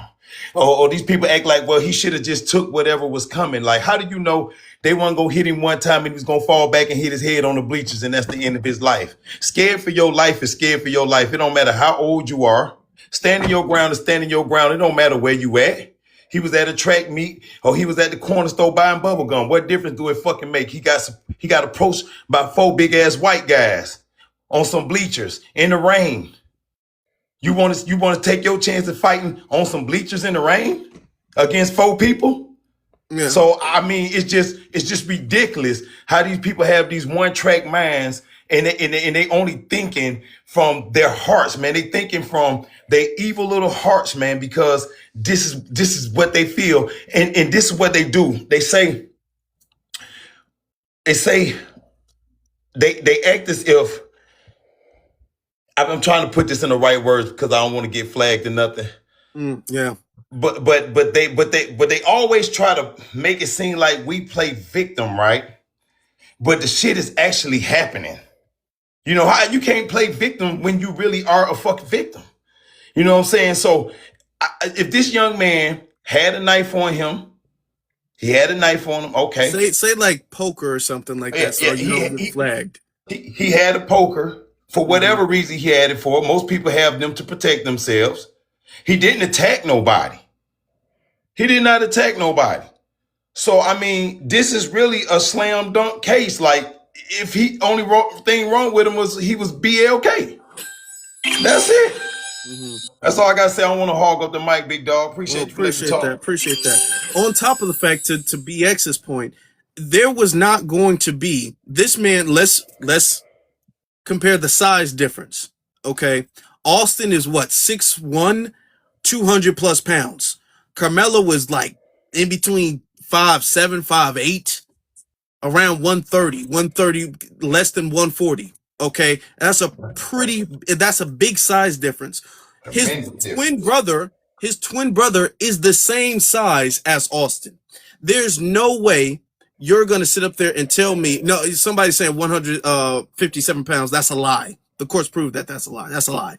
Okay, at least he wasn't during that time. That's not Hey, true. hey Afro, Okay, one more thing I want to say. I'm hold sorry. on. If he did, somebody like he should have just balled his fist up and punched him. Okay, let's see how successful you are punching somebody who's about 50, 60 pounds heavier than you. Okay, this is not no movie. Okay, where the little guy can do a backflip and the big dude flies across the room. This is not no damn kung fu movie. But even if he did do that, he would have had to fight not only his twin brother, the other dudes he walked in the tent with, and more than likely everybody else in the damn tent, seeing how they acted in the trial. He would have had to fight the whole tent. The whole tent would have ganged up on him. So no, we're not going to act like he could have just pushed them off. That wasn't an option. I'm going to let you finish Detroit, then we're going to move on to the next speaker. All right, this is the last thing I want to say. If I got a weapon with me or a poker with me, I'm not about to fight you and stand a chance of you getting it and taking it from me, or somebody that's around you taking it from me. I'm going to tell you, don't put your hands on me. And if you do it, there going to be some consequences to pay, flat out. I'm not fighting nobody with nothing on me, bro. That's all I want to say. Why I look like fighting somebody with something on me? I'll fight somebody with I wouldn't pull it out. That's but just okay. Even if host, you can I wouldn't speak? pull it out, hold on. Even if you wouldn't pull it out, you're going to say that the other person who would pull it out is unjustified and needs to do time? Yeah, I don't think no kids 17-year-old now that wasn't the right move. No, what Austin did wasn't the right move. It wasn't. I made a video. I said no, Austin was in the wrong. He wasn't an adult. These were two kids. Let's talk. Okay, kids. Here's the thing. All this woulda, coulda, shoulda, and he coulda did this, he coulda did this. All that, we're gonna have to bring some new people up in a little bit, so I might have to drop some people down. All of that. Let's talk about the law. All that both parties were wrong, and this could have happened. This could have happened. All the law means is that you have to be within your legal bounds of self-defense. All this, you could have did this and you could have did this. That's not the law. The law is, as long as your actions are within the parameters of the legal bounds of the jurisdiction you're in, that's all you need. His actions were within the legal bounds of self-defense. He did not initiate the conflict. He attempted to de-escalate the conflict, and he was the person attacked, and he responded to the attack after warning that he had a weapon on him. Okay, he stayed within his legal bounds of self-defense. All of this, people are arguing these hypotheticals. Well, if he would have did a backflip and rolled over the bleachers, he could have got that's not what the law means. That's the law doesn't add all these hypotheticals. You feel me? So all of this, I would have said, okay, well, yeah, Superman, okay. I mean, I get it, but let's get to Jamal. Let's get to Jamal. Thank you, host. I just got I got two quick points and I'm gonna get off. In my mind, I mean, if I'm sitting there and I see you come over with three other people, and you come over there, I'm not bothering nobody. You come over there and you start trouble with me. In my mind, is one against four. That's in my mind. And the second thing is, like, we all know Karmelo was invited under that tent. Why didn't Eddie step in the middle like, hey, he with me? This is my friend. Or either ask him to leave. Not only that, that's not only that. Notice there was not a problem with Karmelo being in the tent for however long he was in the tent. Because if you've seen the whole long video, he was in the tent for a while and there was no issue. The only issue with quote unquote his presence being under the tent was when Austin and his brother Hunter came in there. Nobody wanted him to leave. Nobody had an issue. Everything was fine until his brothers came in there. Oh, now he got to leave the tent. Now he acting up. Now he's not supposed to be here. They're the ones who came in with the issue. Austin was there chilling. Karmelo was there chilling. Nobody had an issue with him before. It was Austin and Hunter who came back with the problem. They came in with the problem. All right? We got to remember that as well, too. Can I say something against that? Hey, how y'all doing? Yeah. Okay, you said you want to say something against that? What you want to No, say? I want to go agree with you on that. They Okay. probably was scared of the twins. That's why nobody had an issue with it until they came. Mm. So if he's sitting there and nobody has an issue with it, but then all of a sudden the twins pop up, it's an issue. Now everybody wants him to go. That means they're probably scared of the twins because they know what type of people they are. You know, and there's a lot of rumors, and thank you for that, because that leads me to this next point. There are a lot of rumors that the twins were known bullies.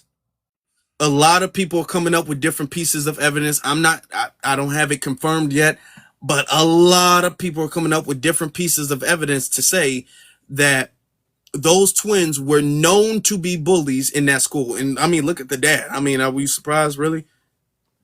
Are we surprised? Not at all. I know there was No. I know Okay, there were most emails going out that the cheerleaders had went and told several teachers about them bullying them and saying that their hands was bisexual and they hit females and calling them fat you know what they were known bullies. Like there was emails going out, so that is a fact. And that was on another panel that someone that's close with the family said that was true. So those emails was not alleged, those were true facts. okay. I want to say the last thing, Afro, and I'm going to drop on your panel. Like, even though, like I said, I don't agree with the Pope, I think, Carmelo could have made a different decision. But I know you're 17 and you make mistakes, just like Austin made a mistake. And with that being said, also, you brought up the father. Like, I don't agree with the interview the father did. But everybody's saying that he's been, when when it first happened, when we was first talking about the case, I seen a reporter with a whole bunch of other white men around him call Austin's father. And the reporter was like, started talking about the case. And his father said, we're not going to make this about race. And I seen all those white men get upset, almost looking disappointed that man said, we're not making this about race. So, But he like had I a said, gag order. Okay, hold on. that was Okay, I'm before gonna the let you gag finish order. that statement. That's when it first happened. That's what I seen. If it was something different, I need to see that evidence. Like I said, I didn't see what Joe Judge Brown said, or I didn't know he was caping for Kyle Rittenhouse and Daniel Penny. So I might have didn't see this father doing the same thing. So you think all of his father's racial animosity was just created? It didn't exist before. It was created after the trial, where he's calling him a watermelon felon and then saying that black women use EBT and have a whole bunch of kids and the dad's not in their life and our culture is going to jail. You think all of that came after the trial? Nah, he probably had that bottled up in him. He But had that, like, and he didn't want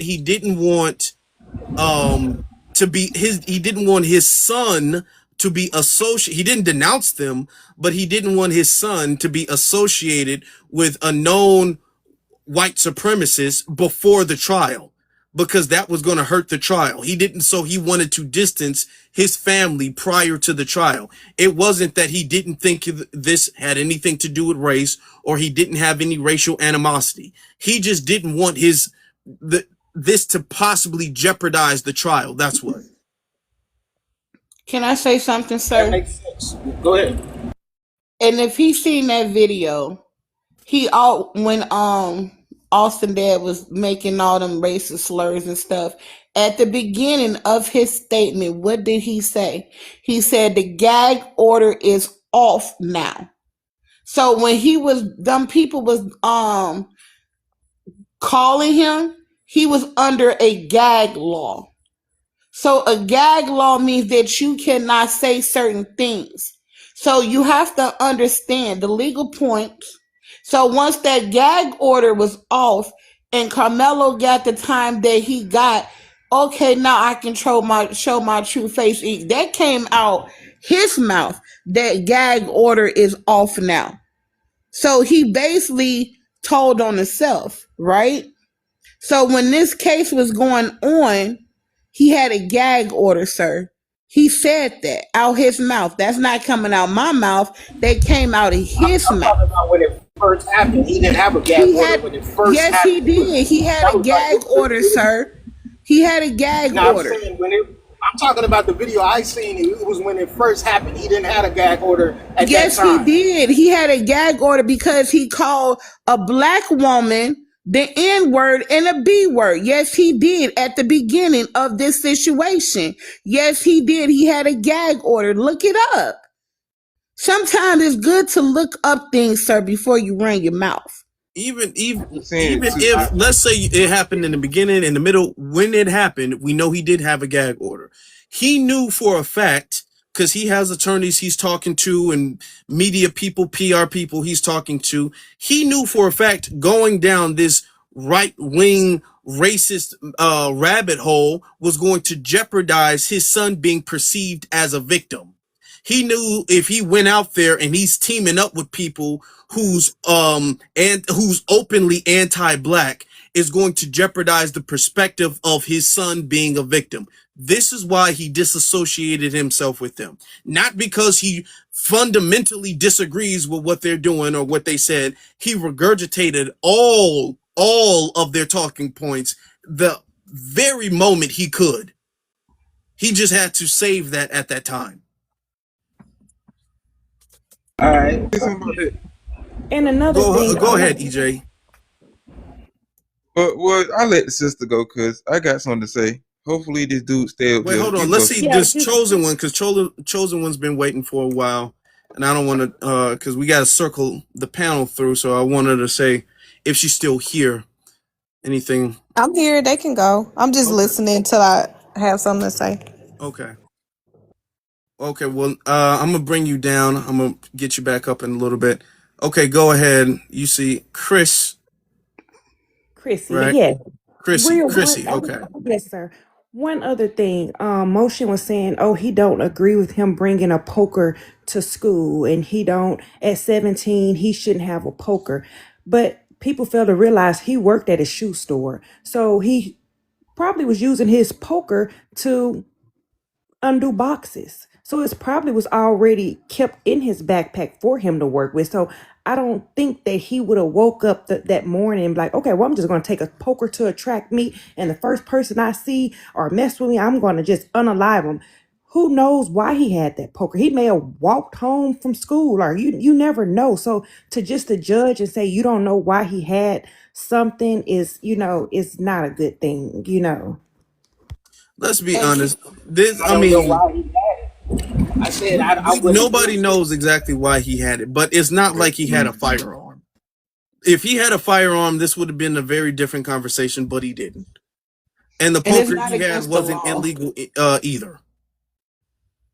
It's not against the law in the state of Texas to have that. They all walk around like that. And another thing I want to bring to people's attention, he gave that boy a warning. You know what I'm saying? Like, you got to understand. If somebody tell you to back off, back off. You see what I'm saying? You have to understand that. And another key element that I want to bring to people's attention. I don't know how many of y'all watched that video. Did y'all not see how fast them boys was walking around that to get to that tent? Then another thing, when Karmelo was running down them bleachers, it was another kid put something in the garbage. It's a lot of things that you see what I'm saying? It's a lot of things that just is not adding up.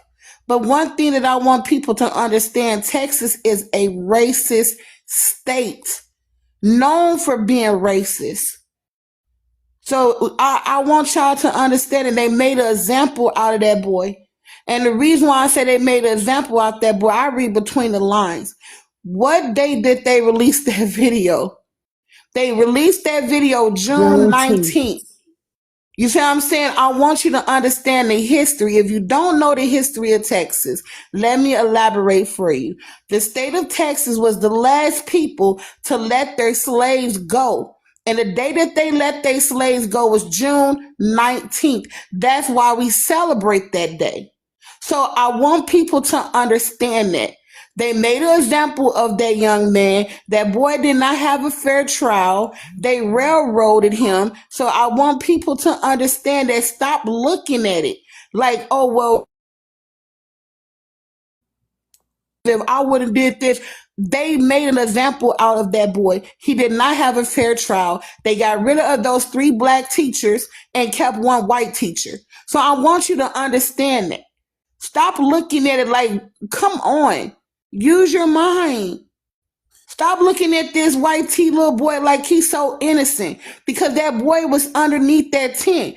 And the other boy who made a statement at the courthouse, he said that he was cool. He didn't have no problems. The problems occurred when them boys went underneath there. That's what the whole situation started. They was bullying him. They took his bag. They was putting his hand on him. So if you got 2 people approaching you and being hostile to you, how would you protect yourself? I was always taught to protect yourself by any means necessary. You see what I'm saying? You got to put.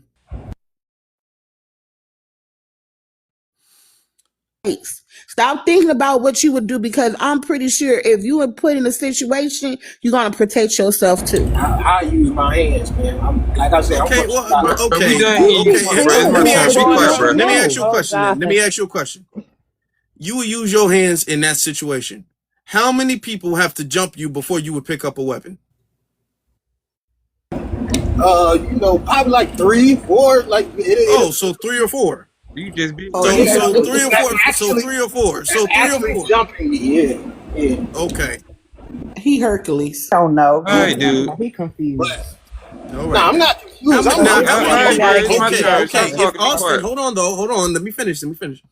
If Carmelo got into a fight with Austin, how many of Austin's people would have jumped in to help him? Who knows? It's Oh at a my school God, track man. already meet. know. What Get do you out of here mean? with that Who BS. knows? They all It's walked at in a at the school same track time. meet. He Come on got now, his like Shut twin we. your brother goofy right ass up, there, man. and he walked in with 4 people. So you know for a fact, at least the people he came in here with is gonna back him up. You know for a fact, at least those four big football player brawly dudes are gonna jump in. You know for a fact they're gonna do it. And They gonna remember, break it that fight wasn't no up. one-on-one conversation with him and What? Austin. It was him, Austin, and his brother, both hollering at Carmelo. It was him, it was Austin and Hunter, both hollering at Carmelo. So all I'm trying to say is the goalpost, it seems that it keeps moving. It keeps moving that the goalpost, well, if you get jumped by one person, you can use your hand, and it's unjustifiable at all to use a weapon. Okay, well, there are multiple You people. use something, but I They would got to have be, pulled the they trigger. have I to be didn't want to currently be. jumping you. All right, dude. Be quiet, Like bro. the goalpost keeps Hey, who moving. you talking to? Talking to you, What's Negro. wrong? It's EJ, your. EJ, You thank meet you, him, EJ, cause I ain't EJ, even go. EJ, EJ. I'm from Chicago, fam. 1 mile You ahead, talking? Okay, take exit brother, me too. We're 75 not, and we're then not gonna turn do left all on that. We're Y'all, not we gonna Main. do just all have a that. difference of opinion. I just want to make so I do appreciate Juneteenth. I love the ancestors, but New Jersey actually emancipated their enslaved in 1866 after 1865. That's a little known fact. In Black American history, what we don't want is that federalized, because I hate the disrespect that we get as Black Americans when it comes to our history from the outsiders. So kind of change. I want to change the energy away from emotion, if possible. I think he's just stuck in his ways, Okay, and let's he's get to really Tony. All thinking right, that way. Thank you. man. Hello, family. I had a few things that I wanted to basically consider. One was he's been going to school with these twins for however long he's been going to school with them. He knows how they are. Secondly, well, not secondly, I'm not done with the first thought. But wasn't the one of the twins, or if not both, suspended off of school grounds, right? But anyway, my thing is, if they were suspended and they came causing trouble, nobody knows what Carmelo Anthony witnessed these kids doing to get suspended, to, you know what I'm saying? Like to see these four people coming at him, he's probably thinking to himself, okay, it's my turn. I've seen other people get mauled by these dudes and they're coming after me. You know what I'm saying? Or whatever. But the second thought is, I saw the video of Carmelo Anthony getting arrested, and he was more than willing. He was crying. He was very he was upset that he had taken that boy's life, and he was trying to explain himself that he didn't mean to do it, but he didn't know what else to do.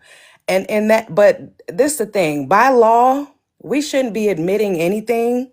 We shouldn't be letting these people, we should not be making these people's jobs easy, because like we all talk about, if the shoe was on the other foot, right?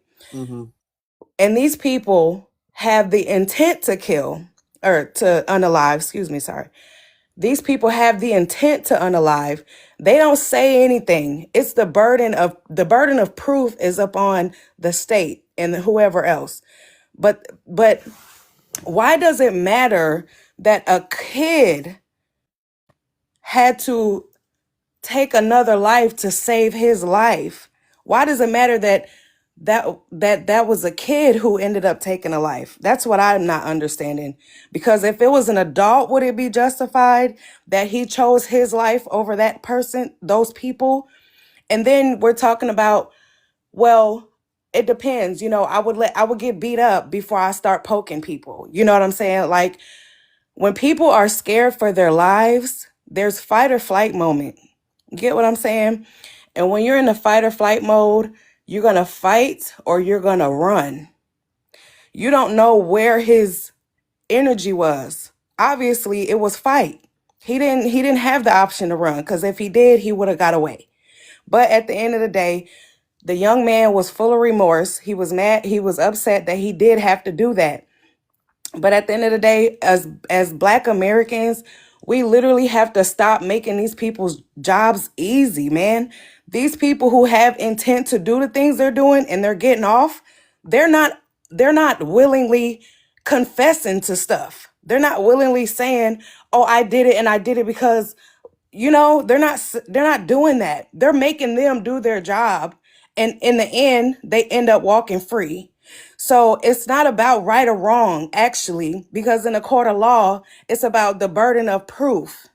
It's about law. It's not about right or wrong. And when Black Americans start talking against other Black Americans, it really does hurt us.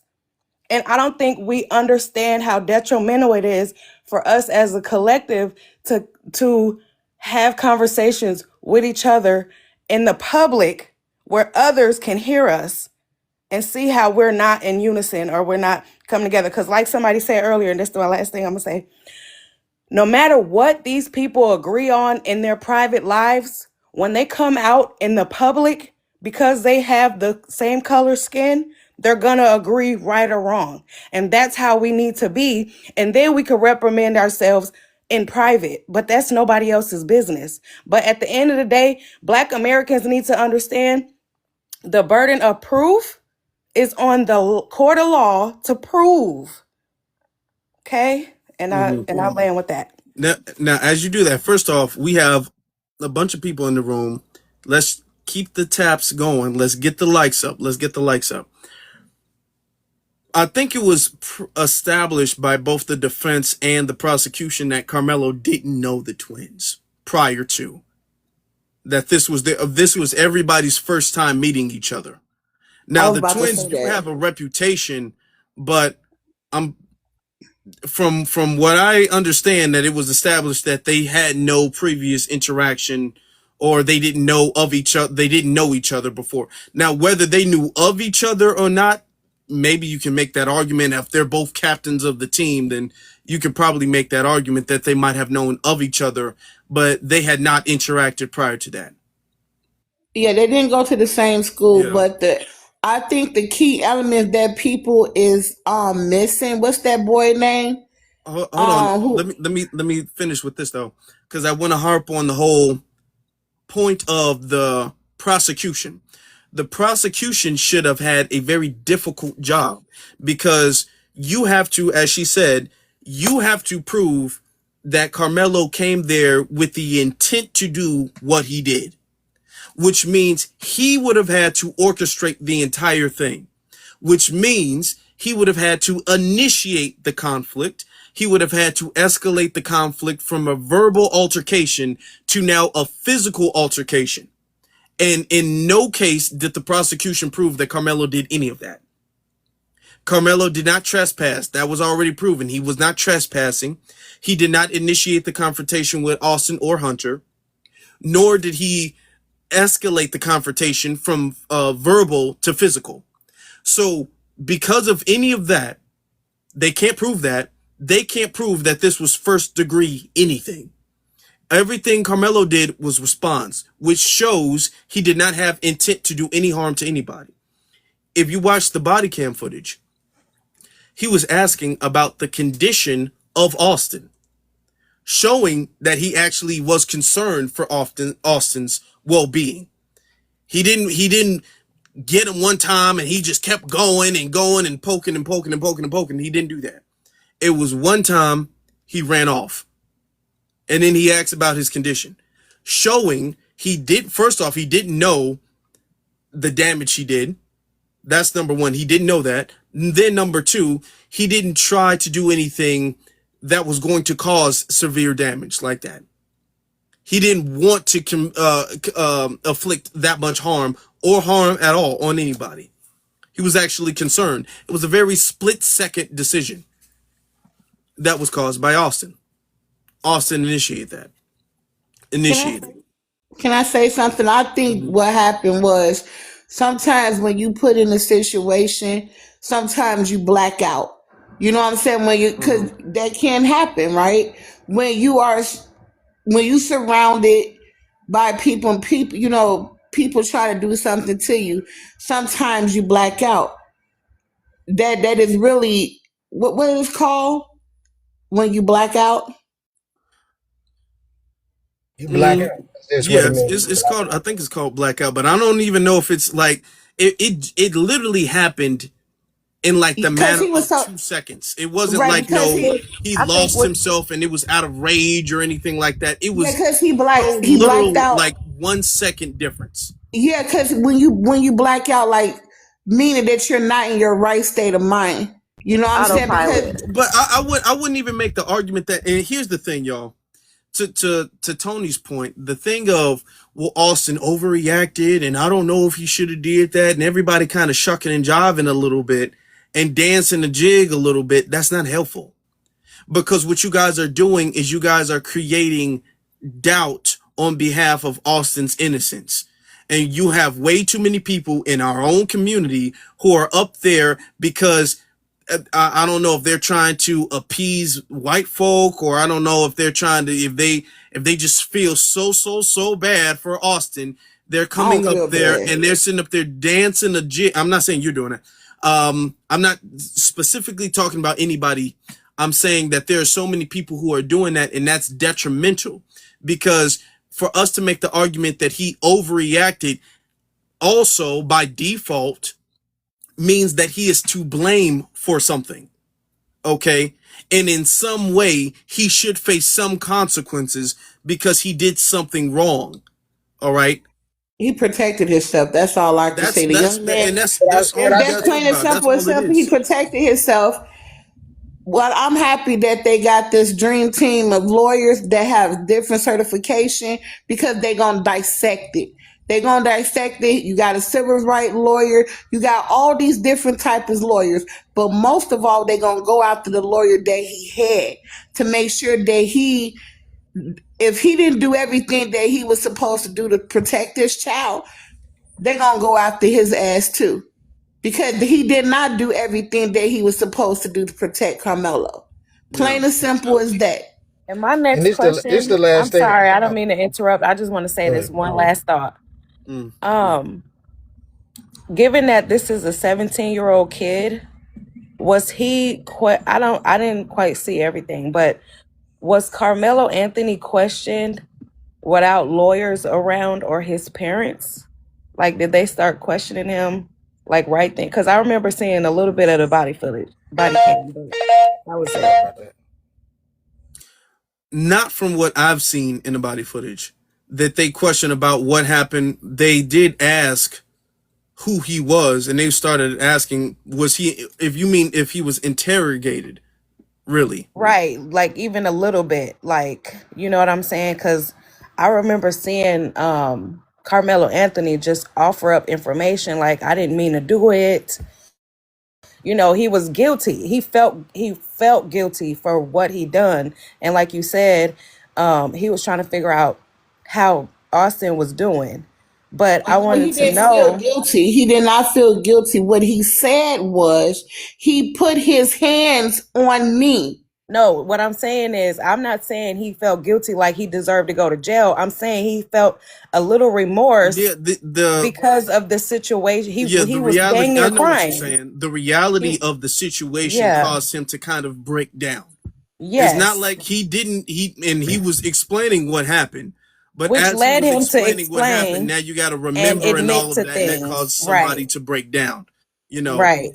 And, police can take advantage of stuff like that, so that's what I was wondering, like, did they take advantage of that young kid and knowing that he should have had a attorney or his parents around, I don't but put I don't nothing know. past I the know he Thomas was kids. just talk. I know he was talking, but I just want to say this last thing before I jump off here, Afro. I just want to say, like, by no means do I think that the sentencing was fair and just to Carmelo. Like, I don't think this young, like, we know his background. We know he's a good kid. We also know that another, if this was the other situation around, there was Carmelo and his brother, and it was Austin that poked Carmelo, he wouldn't get any time. We know this is an unfair, unjust system. So with that being said, he was empathetic. He didn't know, like Afro just said, he poked him and ran off. He was just basically trying to get the kid off of him. He didn't think that, he was going to unalive this kid. So I don't think he should get that type of sentencing. But at the end of the day, somebody did lose their life. That's my whole thing. And it's not From that he putting lost their his life hands because, on yeah, okay, from somebody. okay, from doing okay. from doing something that he wasn't supposed to do as well. Austin was wrong. Both of these children was being young teenagers in high school. They was both, and it went too far. That's just the bottom line of it. So that's why I stand at. Okay, but People here's the might thing. agree. Hold Go on, ahead. brother. Here's the thing, though. Here's the thing, and I know there's been argument and back and forth, right? For Austin did something he was legally not supposed to be doing at all. He had no authority, no government authority, not even no school permission to, as a minor, be telling another student where they can or cannot sit on the bleachers outside. He had absolutely no authority to do that. Somebody's When he was snoring. told not to, when he was told to leave Carmelo alone, when Carmelo said no the first time, Austin got upset, and then he started to put his hands on somebody. He has beyond no authority to do that. Coaches can't put their hands on students. Teachers can't put their hands on students. They need, okay, I don't know what that is. I think that's DJ. Okay, Lord have mercy, dude. Anyway, I'm gonna talk to the DJ was up here snoring. I cannot believe that. Anyway,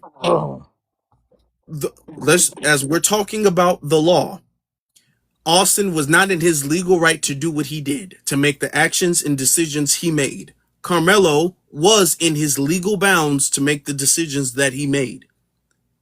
All of the steps you need to try to de-escalate the situation, to warn the person, not to put your hands, not to escalate, all of that Carmelo did.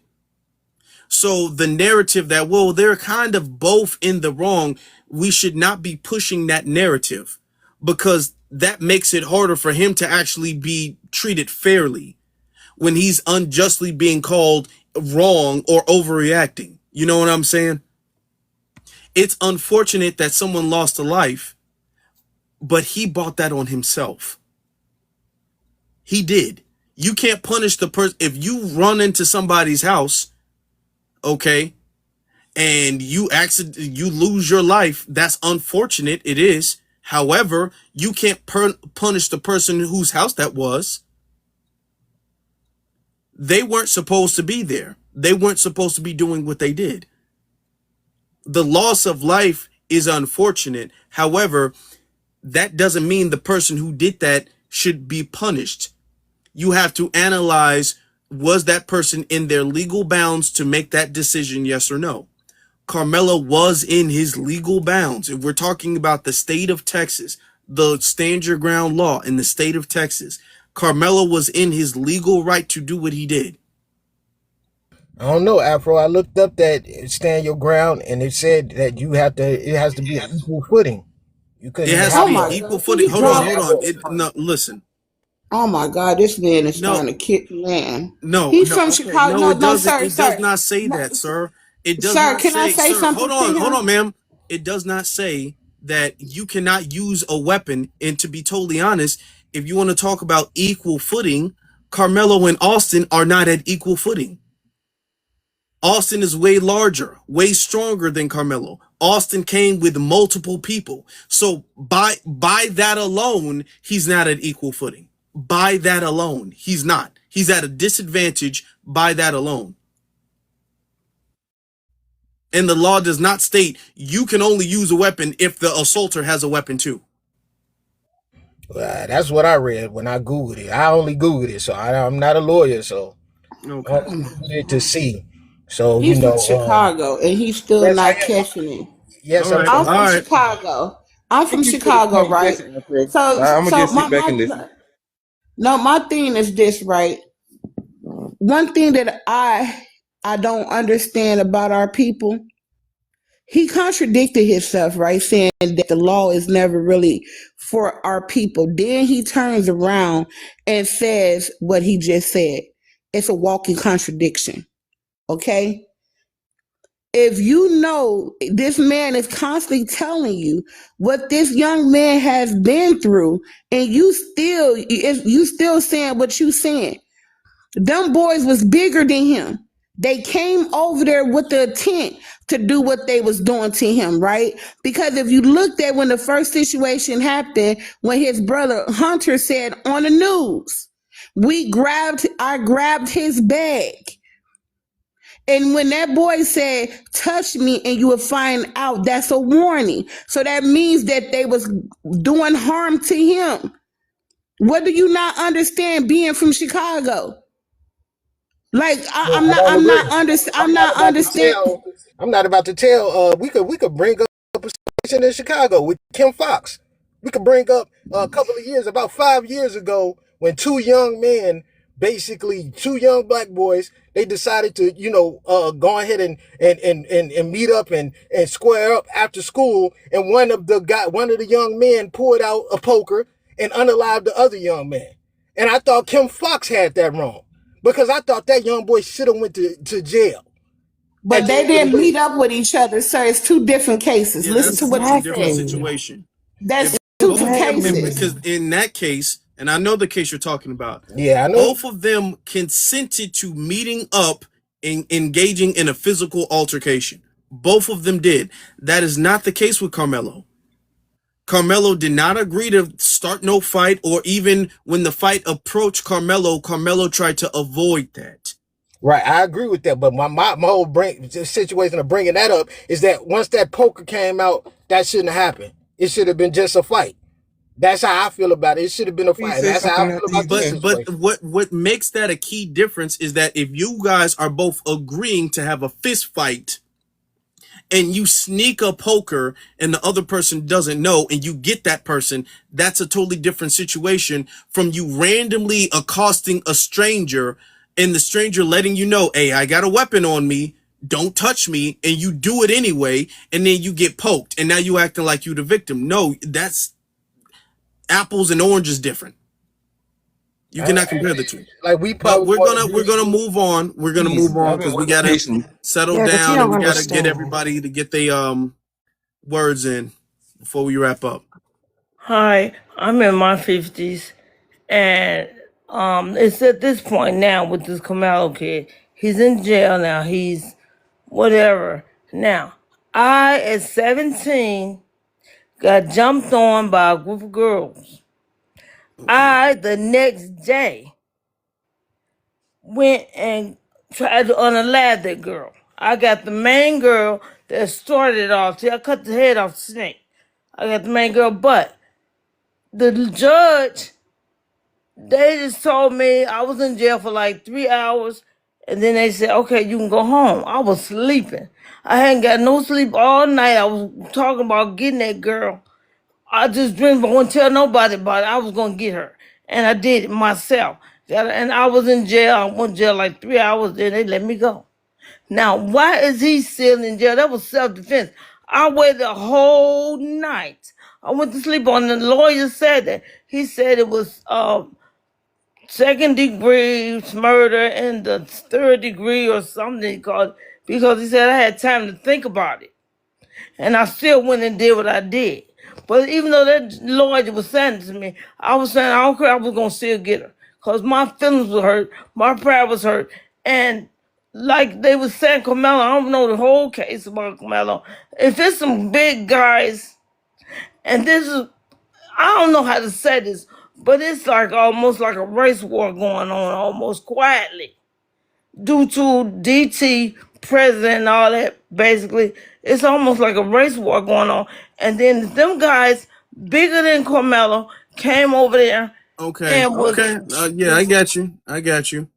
All right. So I'm saying, why is he still in jail? He shouldn't be. I agree. Do you prefer light liquor or dark liquor? Out of curiosity. Who? You. Both. Both? Me? Okay, both. Okay. Who you talking to me? Yeah, Miss I'm New asking York? you. Miss New York? You talking to Miss New York? Yes, Yeah, man. Miss New I York, don't yeah. drink. Dang. I You don't don't drink. drink? You I don't was drink okay. anything? I'll I don't give y'all a drink. testimony then too. I was in Okay. a near fatal car You just accident. didn't you just say both? No, I don't drink. I I thought you don't said drink. both. Okay, I was in a near fatal car accident and I have a slur in my voice, Okay. and my right side was paralyzed. Okay, I'm sorry to hear that. Okay, I'm gonna get a testimony now. I was in a near fatal car accident. Okay, They well, hold put on. me in a Okay, body hold on. bag. Okay, I'm not trying to deny that. I'm not trying to refute that or anything like that. I'm just trying to wrap it up so we can, Okay. because Okay, well they put me in a body yeah, bag, I'm so sorry. that's I'm sorry why about that. I'm I not have trying a to make fun of slur. you or anything. I'm I have just a asking slur.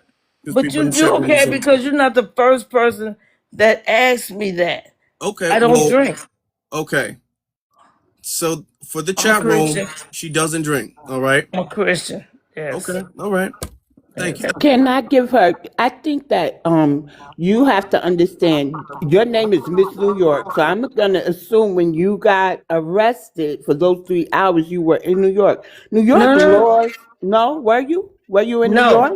I was in St. Louis Right now. when I was Okay, so 17. each state's laws are different. Correct? You have All state right. law. You have federal law. So maybe your state, their law is a bit different. Um, I don't know, girl. I don't know, Yeah, Miss. we Right. let's not Yeah. do all of it because then there's a lot of anecdotal Please. situations of I was in court one day and they okay, and there's no way we can confirm or deny anything that anybody brings up, and then that's going to derail the whole situation. So Different place. let's stick to this case in particular. If it's a color thing, if it's a race thing, I'm black. They let Can Okay, me I go. please? all right, He murdered somebody, but I didn't. I tried to, but okay. they let Well, me go. we don't approve of people trying to do that either. Don't So incriminate let's yourself. Right. continue. Right. All right, let's get to AP talent production. Yeah, how you doing, brother? I'm good. How you doing?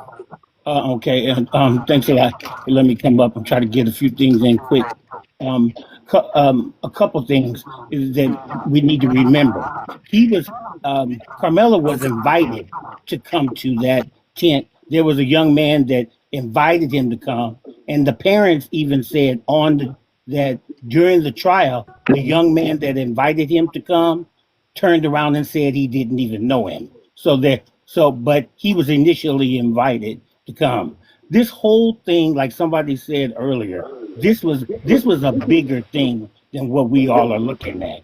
This was an opportunity for them, as in we all know what I'm talking about, to remind us that they're still in control and they can do us any kind of way they want. Even to David, the mute your fact that mic. I believe that the attorneys, it's something fishy with the attorneys. It's too many things that went undone for this to be a coincidence. And I watched the parents for a long time. I tried not to really feel a certain way until I watched the parents myself on the Breakfast Club. They seem pretty educated, middle class, like most of us, work hard, got a nice job, blah, blah, blah, blah, blah. Good people, right?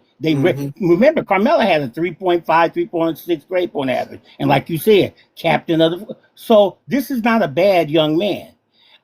The parents actually said, well, we did whatever they told us to do, and we had no idea how the real world was. Now, in 2026, how many black people, when you 39 and 40 years old, should ever stand up, especially in this big of a high profile thing, and say you didn't know how the world was? Now, I get in trouble when I say that anytime you question anything about the parents. And I feel for the parents. I got a mom, I'm black. So, of course, I feel for them. But there comes a point they should have said, wait a minute, how come you ain't calling anybody? Any witnesses? How How come you you know they allowing didn't no say that black people to though? be on the thing? I mean, eventually, because there were too many things. At the end, he didn't even have anybody to get up and say anything good about him. Now, you mean the captain of the football team and a young black guy like that was popular didn't have a pastor, somebody at the food bank, the next door neighbor, somebody that could get up and say this is a decent kid? See, this is bigger. This was something. This was a message being sent to Black America, and you really have to look at it. And I'm happy that he got this new team and that they took it pro bono because other black people were the, during the first trial. The parents said every black person, which includes the Al Sharptons and the Benjamin Crumps and all those people, everybody black told them they needed to have a white attorney. Now, think about that. And look what happened. And remember, they had collected almost $700,000. Now all the money gone. They didn't do anything. All the money gone. The parents acted like they didn't have any control over the money. They did I what don't the think you people. know what you're talking Well, about, hold AC. on. The parents at What the do you mean you time, don't hold understand? on though, I was because I talking to don't want to. him. Let's not spread misinformation. Like Exactly. what? Because it was alleged that the parents were hustling the community, Oh no, and they were buying I don't houses, think and they they were were. buying. Hold, No, I sir. don't think they. What I was I'm saying not was, saying you're I saying think. that. I just want to Oh, clear okay. this up, Yes, sir. okay? Yes, sir. But you're right. Because That was that was the bogus. narrative that was out there, that the parents were hustling the community and they were using the donation money to flex. And they came out and they cleared up that they didn't even have access to any That's of what the I'm talking. donation money at So, that so how time. was I saying? Like people in the chat saying, I know what. That's exactly what I was talking about. I think they should have had control. The money was supposed to be for them to pay for his legal fees, Well, okay. right? Yeah, the You money would was think supposed to be for who's them to supposed to pay be for in his legal charge of fees. it. I'm not sure exactly how much they paid him. I don't know if we'll ever find out exactly how much they But if they paid him. had 700,000 and they don't have none now, Okay. But where First are you off, we getting don't that know. First off, we information don't know if they from? don't have what none what it, now. We know that the donate. Hold on, well, because sir. Hold on. We don't know how much of the donation they have now. What we do know is that the site has closed. The donation link is officially over with, so nobody can donate to that link any longer. That doesn't mean that they used up all the money. no, I didn't say they did, and you know that's a good point because that's the only thing that out of what I said I didn't hear from like the horse's mouth because I just saw that online how all that they were looking for donations now because all the other funds have been depleted. I didn't think I never said they depleted them. They first off, we don't know. First, we don't know how much the lawyer was. We don't know how they used the money. Okay. There's a lot of things we don't know. So it's imperative that we don't go out there and start saying things with conviction. They didn't do this or they should have done this. They didn't. Well, these are things that we don't know. We don't know But what they use the money I for, how they watched use the them say money, these things or out of anything. their own mouth. They We said they should have done this. They They said okay, that they but they sat did not back and address. did I what they saw were the told interview to. you're talking about as well too. They did Right. not address the money. The money, They did not but address that they everything were else. out of money. They didn't address that they were out of I money. just I admitted that, bro. Okay, But so let's not what have I let's said? I'm leave just that asking there you. then. I'm asking you. What else am I being? I'm not being honest about. No. If you saw the interview I saw, Yes. they basically Okay. said that they Okay. sat back and did whatever they were After told. okay, I'm gonna say this, then we're gonna move on. They did not address exactly where the money is, how much they have, how much they're going to need, all of that. They did say, I will give you this, they did say that they were spectators and they should have had a more hands-on activity or role in the trial. That they listened to bad advice. They listened to the advice to get a YT attorney. Okay. And when the attorney was during the trial, they were told, stay calm, no outbursts, no emotions, let the attorney do his job. That's what they were told, and that's what they let happen. They should have had a more hands-on, which is what the father and the mother confirmed. They should have had a more hands-on approach to his defense. They just got a quote-unquote reputable attorney, and then they just took a back seat and let the attorney do it, which was bad. And the last thing I'd just like to say, just to tag on just that, and I'll land my plane. If that was any one of our children, anybody on this panel, if that was your son, and by that time we already knew this was going to be one of the most high-profile cases of recent years, would you have sat there? I don't care if it was Perry Mason. Would you have sat there and not said anything and told, wait a minute, Your Honor, we need a break? Because I was okay. Here's the thing. Now, what I would have done, I know cases a lot more than I assume they do. Listening to them, these are two black folk, two black couple. It seems as if these people have always been on the up and up. They never had any brush with the law. No major, especially to this scale, no major trials. Their family's not in trouble, so they probably don't know the trickery and the unscrupulous tactics of the legal system and of the courts. They're probably very unaware of that.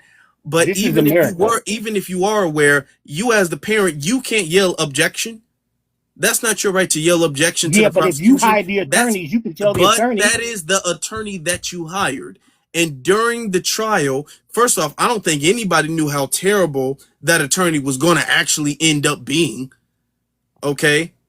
You can't step in on behalf of the defense attorney as the parent and be like, hold on, judge, objection. You can't do that. That's not going to help him. The attorney wasn't hired to do exactly what he did. Okay. During the trial, you can have your critiques for the attorney. You don't know exactly what he's going to do. I agree they should have had a more hands-on approach with it. But you can't jump in and say, you know what, I'm the attorney now. You can't do that. Yeah. I would have to learn that the hard way and really be maybe thrown out of the courtroom because I couldn't have sat there and watched them. I mean, and I don't think had an outburst. If you would have had an outburst, do you think that would have helped your son's case? No, I think I would have stated why I was upset in a clear way that the judge, even if he ruled against it, he would be like, "Well, I understand." Because the judge looked at them a few times himself, like, "Aren't you gonna say something?" Okay. If he would have had an outburst, it would have played into the hands of the prosecution. I agree. The prosecution would have looked and said, "You see the parents. If the parents are having an outburst in court, what makes you think the son doesn't have the same lack of emotional discipline?" Exactly. But bro, that's what they always say about us. There they go again. You're giving them ammo. That's okay. Thank you, brother. But you're giving them a reason to say that, though. If the judge is saying they don't want no outbursts, and then yet you are coming there and giving outbursts, not the other family, just you, that's not going to help your case at all. Exactly. Yeah, okay, I agree. Okay, I agree. All right, Thank let's you for get to letting me talk, bro. Charles. Charlie, Charlie. how y'all doing, man? Um, I'm just getting back to what you were talking about earlier when I was listening to. I was on some other panels, and I was listening to what they were saying, and some people were saying like force for force and stuff like that. But I just feel like that if I warn you not to put your hands on me Mm-hmm. and tell you that if you put your hands on me, I'm going to hurt you, why would you put your hands on me? Why would you try to even touch me? Because you felt you could get away with it. Because you are a bully and you've been doing it for a while. And that warning did not register in your head to say, okay, if I touch this man, he gonna hurt me. I feel like that Karmelo should have did something different, but in that time frame, I feel like that he just felt like that he had no other choice, you know. And you got I don't know if, like I said, they say he was surrounded. Some say he was surrounded. Some say he wasn't. I don't know, You but said you felt like he should have done something different. What do you feel like he should have done? I felt like that if that was unfamiliar territory, he should have got up and left right then. If that was unfamiliar territory, but some say, I don't know for sure, but if he was surrounded, then he had no other choice but to protect himself. Now that is different. That's true. Here's the thing with the unfamiliar territory. We're framing this as if he's in some type of foreign country or something. No, As no, no, I no, mean, this is a track meet Right. no, no, no, no, no, no, where no, no. he is supposed to be at the track meet. True, We true. know No, he's no. supposed to be there at the track meet. Now, it's not like there's a lot of tents. There's only one tent set up, ready for him to Right. go. There was only one tent right there, and he was invited under the tent so he can take cover from the rain. Right, exactly. So But what I'm saying is, is hold on. We got Invited. a troll in here with all of this. Check out my. Nobody wants to see your things. Troll is bond. So Probably one of the Middle Eastern people, Afro. You gotta get them up yeah, out of there. yeah. So I but mean, the narrative of he should have got up and walked because of Austin's command. no, no, no, no, no, no. This is what I'm saying. So I ran track. I ran track in high school. Exactly. I ran track in high school. So when we go to track meets, we everybody go to everybody different tent. We go out to school, different tents. Right. We go see other people. We go talk to people who we saw from different towns, different cities or whatever. And we meet them true enough. And if there's trouble, we like, okay, you know what? I'm finna go ahead and leave. I ain't got time for that. But what I'm saying is, if he could, and if they, like I said, I don't know if he was surrounded or not. But if he could have left, I think he should have left. But if he couldn't have left, if he couldn't, then he had to do what he had to do to protect himself. Okay. I'm not saying that. So if any, let me ask you, because this is setting a precedent. So anytime, let's say you're sitting down, you're waiting on a bus. Mhm. If somebody tells you, "Hey, get up, I want that seat," you should just get up. No, Why not? not at all. With that, why not? Why not? If you don't want no Because problem, why not? because first of all, I'm not finna get up. Period. I mean, But they I'm a told you to grown get up though. man. They told you to move. So why No, not? Though? I'm not gonna get up because this Okay, is so my seat. if you're not gonna get up, why would you say the smart thing for him to do was to get up? No, no. Listen to what I just said. Okay. I said that if there was a time frame for him to move away from that school's tent, because from what I heard, that was another school's tent. That wasn't his school tent, and Okay. he supposed to go to his school tent. His That's school's what I'm tent saying. was not up. His school's tent Okay, was not okay, up. okay. See, And I he don't was know. I don't invited. know. Listen. What I'm saying is, I don't know all the facts. But I'm just stating on what I have heard. Okay, so I'm not saying that he's wrong, but from what I have heard that he was under another school's tent and they didn't want him there. Okay, like I said, then they say that he was called up under the tent. Say a friend of his that went to that school called him to that tent. Okay, true. But I said if there was a time frame for him to leave. If it was not, then I agree 100%. What he should have done was protect himself. You said if there was a time frame for him to leave. So like okay, like this. It's like this. Let's say me and you go to school together, right? Uh-huh. You go to this school, I go to that school. All right, we go two different schools, but we're cool. Mm-hmm. You call me up under the tent and you hear that these guys are saying things about you need to leave, stuff like that before they approach you. You see danger coming, right? And would you be like, man, you know what? I ain't got time for that. I'm gonna go ahead and leave because I ain't gonna have time for that. Now, hold on. Now, and like I said, I don't know all the facts, but okay, I'm well, just saying. because of the fact that the fact that you're giving an opinion. Please go after him. The fact that you're giving an opinion, I'm gonna let you go, then I'm gonna let Dahl, and then I'm gonna let Chrissy go, and then we'll wrap it up. The fact that you're giving an opinion, I and you don't know all of the facts, that's the dangerous thing. Because we have people who have half the story, who don't know all of the details and all of the facts, coming in saying that Karmelo should have done this or should have done that, and you don't know the situation. And by you trying to find some fault in Karmelo's action No, and I'm not finding no admitting fault. that you don't, but saying that he should have, you're finding fault whether you know it or not, because you're saying that his reaction shouldn't have been his reaction. He should have made another decision. By saying he should have made another decision, you're stripping him away from being the victim in this scenario. Okay. Whether I don't know if you intentionally know you're doing that, but that is what you're doing. Okay. Austin doesn't have any authority to tell Karmelo to get up and move at all. Right. He should have got a coach Therefore, administrator.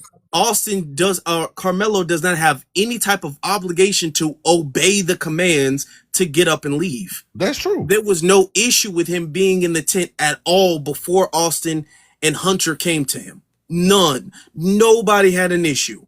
He was there for several minutes prior to them coming. Nobody had an issue. It's not like everybody got up and was screaming and yelling and folks was getting the coach and he was just being insubordinate and didn't want to leave. He was fine. Nobody had an issue. It was Austin and his brother who came there with the problem. Okay, educate me. Okay. And this is a track meet. It's not like he just went to another school. He's supposed to be there. Okay. There are teams that have tents for their schools. However, it was still early. Okay. Their tent, it was raining real bad. Their tent was not set up yet. They had the only tent that was set up. All of these kids are bunched up under this tent. Okay. So it's not like he was trespassing or was someplace he wasn't supposed to be. He did not have no right to get up and go. And even if he was asked to, that does not give Austin the authority to then, when he is told no, put his hands on somebody and try to force him out the tent. Of course. Like I said, educate me. Like I said, I don't know, but I appreciate you for educating me. You know what I'm saying? All right. Appreciate that. But we gotta keep the room flowing though. Right. Let's go. Okay. All right. Let's get to EJ. Lord, when you hear some of our people talk about this case, they need to be ashamed of themselves. And that Chicago goofy who was up here earlier, he definitely need to be ashamed of himself because he didn't even do all the information on the case. Now, I don't know everything about this case, but I know common sense and just plain logic when some of these people speak, especially when he said that stuff about Judge Joe Brown not being a biscuit, crumb, babbling, tap dancing individual. Now, if you was really a fan of Brother Afro Elite and the New Black Media, you already know that we put these people in a different category within our society when it comes to this case, let alone, Black American progress. I'm gonna need some of these people to do their research instead of just looking up little stuff on Google. When it comes to this brother Karmelo's case, they trying to go all around the world and give technicalities to Austin. The moral of the story is, like I said earlier, before I had technical difficulties on my phone for some strange reason, Austin was wrong with what he did to this brother. Karmelo didn't do nothing wrong. He didn't have no authorization to pull up on him with 3 other individuals and tell him to don't get out of the seat. It sort of sounds like the civil rights movement with the go to the back of the seat type of mentality where I hear from some of our people. And this is not giving a good presence towards this young man's case and him trying to get an appeal from this so-called dream team. They can be the dream team once this young man come home. Then I can give them their props. The moral of the story is when it comes to the dominant society and them trying to authorize us to stay in our place, it's certain things that our people will not withstand anymore, and we will not take heed or go to the back of the seat when it comes to this situation. Austin was 100% wrong and Karmelo was 100% right. If you're in a situation like that and if you're at a disadvantage, you're going to use every ample opportunity to defend yourselves in a certain situation and in a hostile environment, which they made to that young man. He didn't bother nobody. He was under the tent for numerous minutes, way before these YT supremacists came over there messing with him. And a lot of these biscuit crumb babblers that came up here talking crazy, they ought to be ashamed of themselves. They don't need to be showing support to this brother Karmelo. I think Afro Elite, Sister BX, and the other people who didn't come up here and lose the last 2 remaining brain cells out of the top of their head needs to show support to this brother. We don't need this type of negativity and some of our people speaking like, well, he should have did this. Well, he should have walked away. Well, if he just walked away 2 miles per hour, see, the white T man wasn't going to chase him. Man, these people been chasing us since the beginning of time. If he would have walked away, most likely they would have chased him.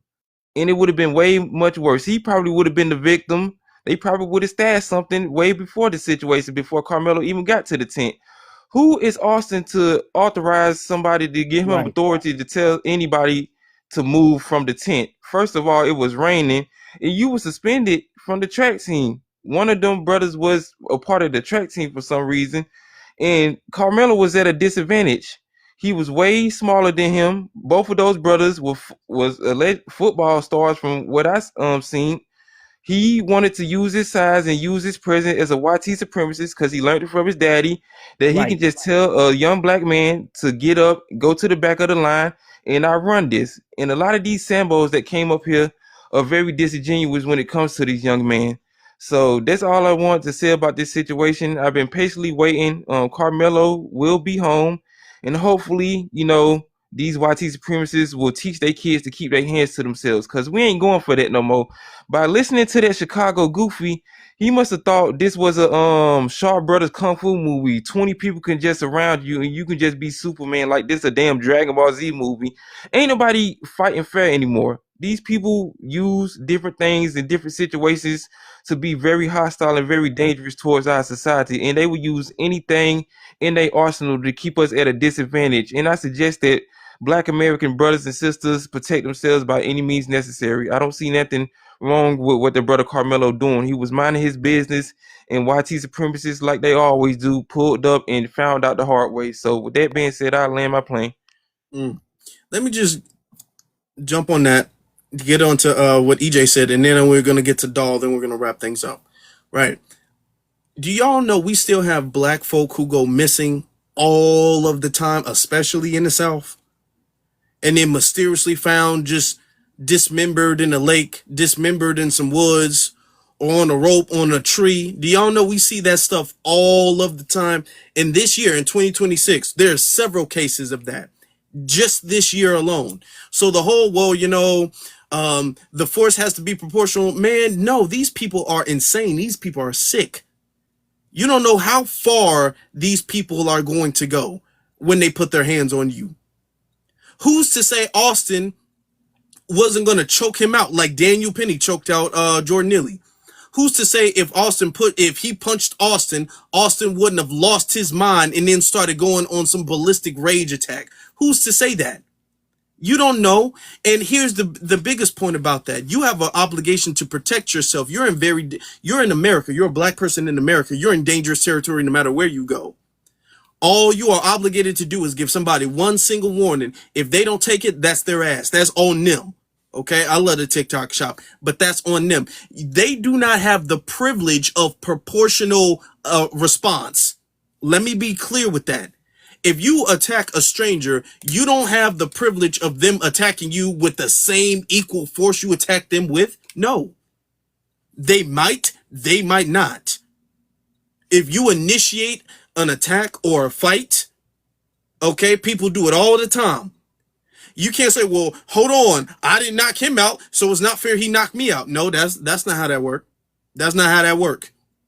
Okay? You start something, you lose all the privileges of, well, that's proportionate. No, you shouldn't have started it. That's just what it is. Let's get to Doll. Hello, how y'all doing? Yes, I'm really I'm really tired of these people saying that proportionate. You should never push it. It's not proportionate to a poke. You don't go around putting your hands on people.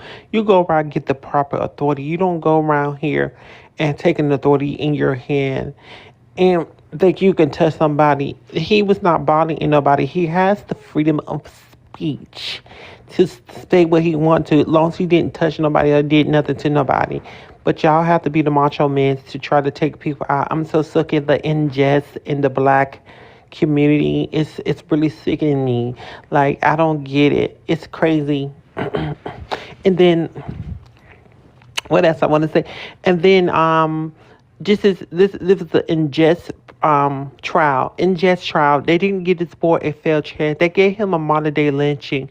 They didn't give him a fair chance to even, have somebody come in there for him. They didn't have nobody in there for him. They didn't have nothing. They had no juries of his peers, huh? Hold on, let's hold on. You continue. You got it. Okay. Yeah, nobody have no jurors of his peers. He was alone in that courtroom. He's alone. Nobody came to the defense. In the shitty lawyer, I'm sorry, I can't cuss up. Can I cuss? The shitty lawyer did not defend him well. Did not give him an opportunity to even, have at least a lower sentences. It's just ridiculous. It's crazy how this is going on. People trying to justify that he should be in jail for, he should be in prison for 100 years. If it was my son, or if that was my son who got, I would have wanted him in the for 30 years. And when y'all say this watermelon film, when y'all go around here having pictures of Karmelo after watermelon, that is so racist. That is racist as hell. Y'all just don't understand the origin of watermelon and what watermelon, who consumes the most watermelon. Y'all got to be more careful when y'all put, that's not racist. That's just being a ignorant bigot. It's just being an ignorant bigot. Y'all need to be so for real. And I think I land there. Thank you. All right. Y'all, I know there's more people who want to come up, but it's already past 1:00 and I didn't even think we was going to go on that long. So, yeah, we're going to have to wrap things up here, y'all. I appreciate it. This case is ongoing, so we can definitely touch back up on this subject. But y'all need to go to For the Culture on YouTube, so that way y'all can listen to the playback of this on YouTube. All right? For the Culture on YouTube. And to everybody who's listening from YouTube, shout out to y'all. Thank y'all. Y'all, please make sure y'all hit that like button and the subscribe button and all of that stuff. All right? BX, can you still there? Can you close us out, please? Have a nice day. You too. Thank you. Drop me for the algorithm. I don't want to mess up your algorithm. Please drop me. Thank you. BX? Yeah, I'm tired. This was a good live, though. And everybody did not have the same viewpoint and it didn't go left. I think that I get surprised by some of our thoughts, viewpoints on instances such as Carmelo's, right? Because we do know the history foundational Black Americans in this country and the violence that we have faced from white tea. As Afro has stated, we are still having modern day strange fruiting. Some take the traditional way that our ancestors were strange fruited, and police, unarmed unalivings are modern day strange fruitings. So there's no right or wrong way to feel when you feel cornered by two big broly white tea brothers and their friends. So I don't blame Carmelo Anthony for his reaction. I just hope that this time around, justice will be more fair to him, and parents will be more wiser. And you can take counsel, but just know that they're not the end all to be all. If you have a question, ask your counsel why they are saying this, Right. that, and the third. You have a right to question your counsel. I agree. And The I won't parents, go all night. if it I'm was me, finished. I would have known the defensive strategy from start to finish. I would have known I would have been nagging them. I would know all of the witnesses they were planning on bringing up, all of the evidence, all of the Right. angles. The fact that they parents, and I'm not trying to victim blame. I know they're going through a very hard time. So I'm not trying to beat them up too bad, but going forward, y'all, in this situation, you don't just leave your fate up to whatever lawyer. Don't just do that. You got to be very involved. You So, can switch counsel, if not mistaken. But I don't want to go all night. That's how I'm feeling now. I yeah. can wait until the new information comes out as the process progresses. So Yeah. with that said, Afro, when is the next time you're coming back live on TikTok? I'm going to come back tomorrow. Yeah, I get some time tomorrow. I'll come back tomorrow. Okay, so just message me around what time so that I could be, awake. Good night, All everybody. right. Be Yep. one. Y'all have a good night. Good night, Afro.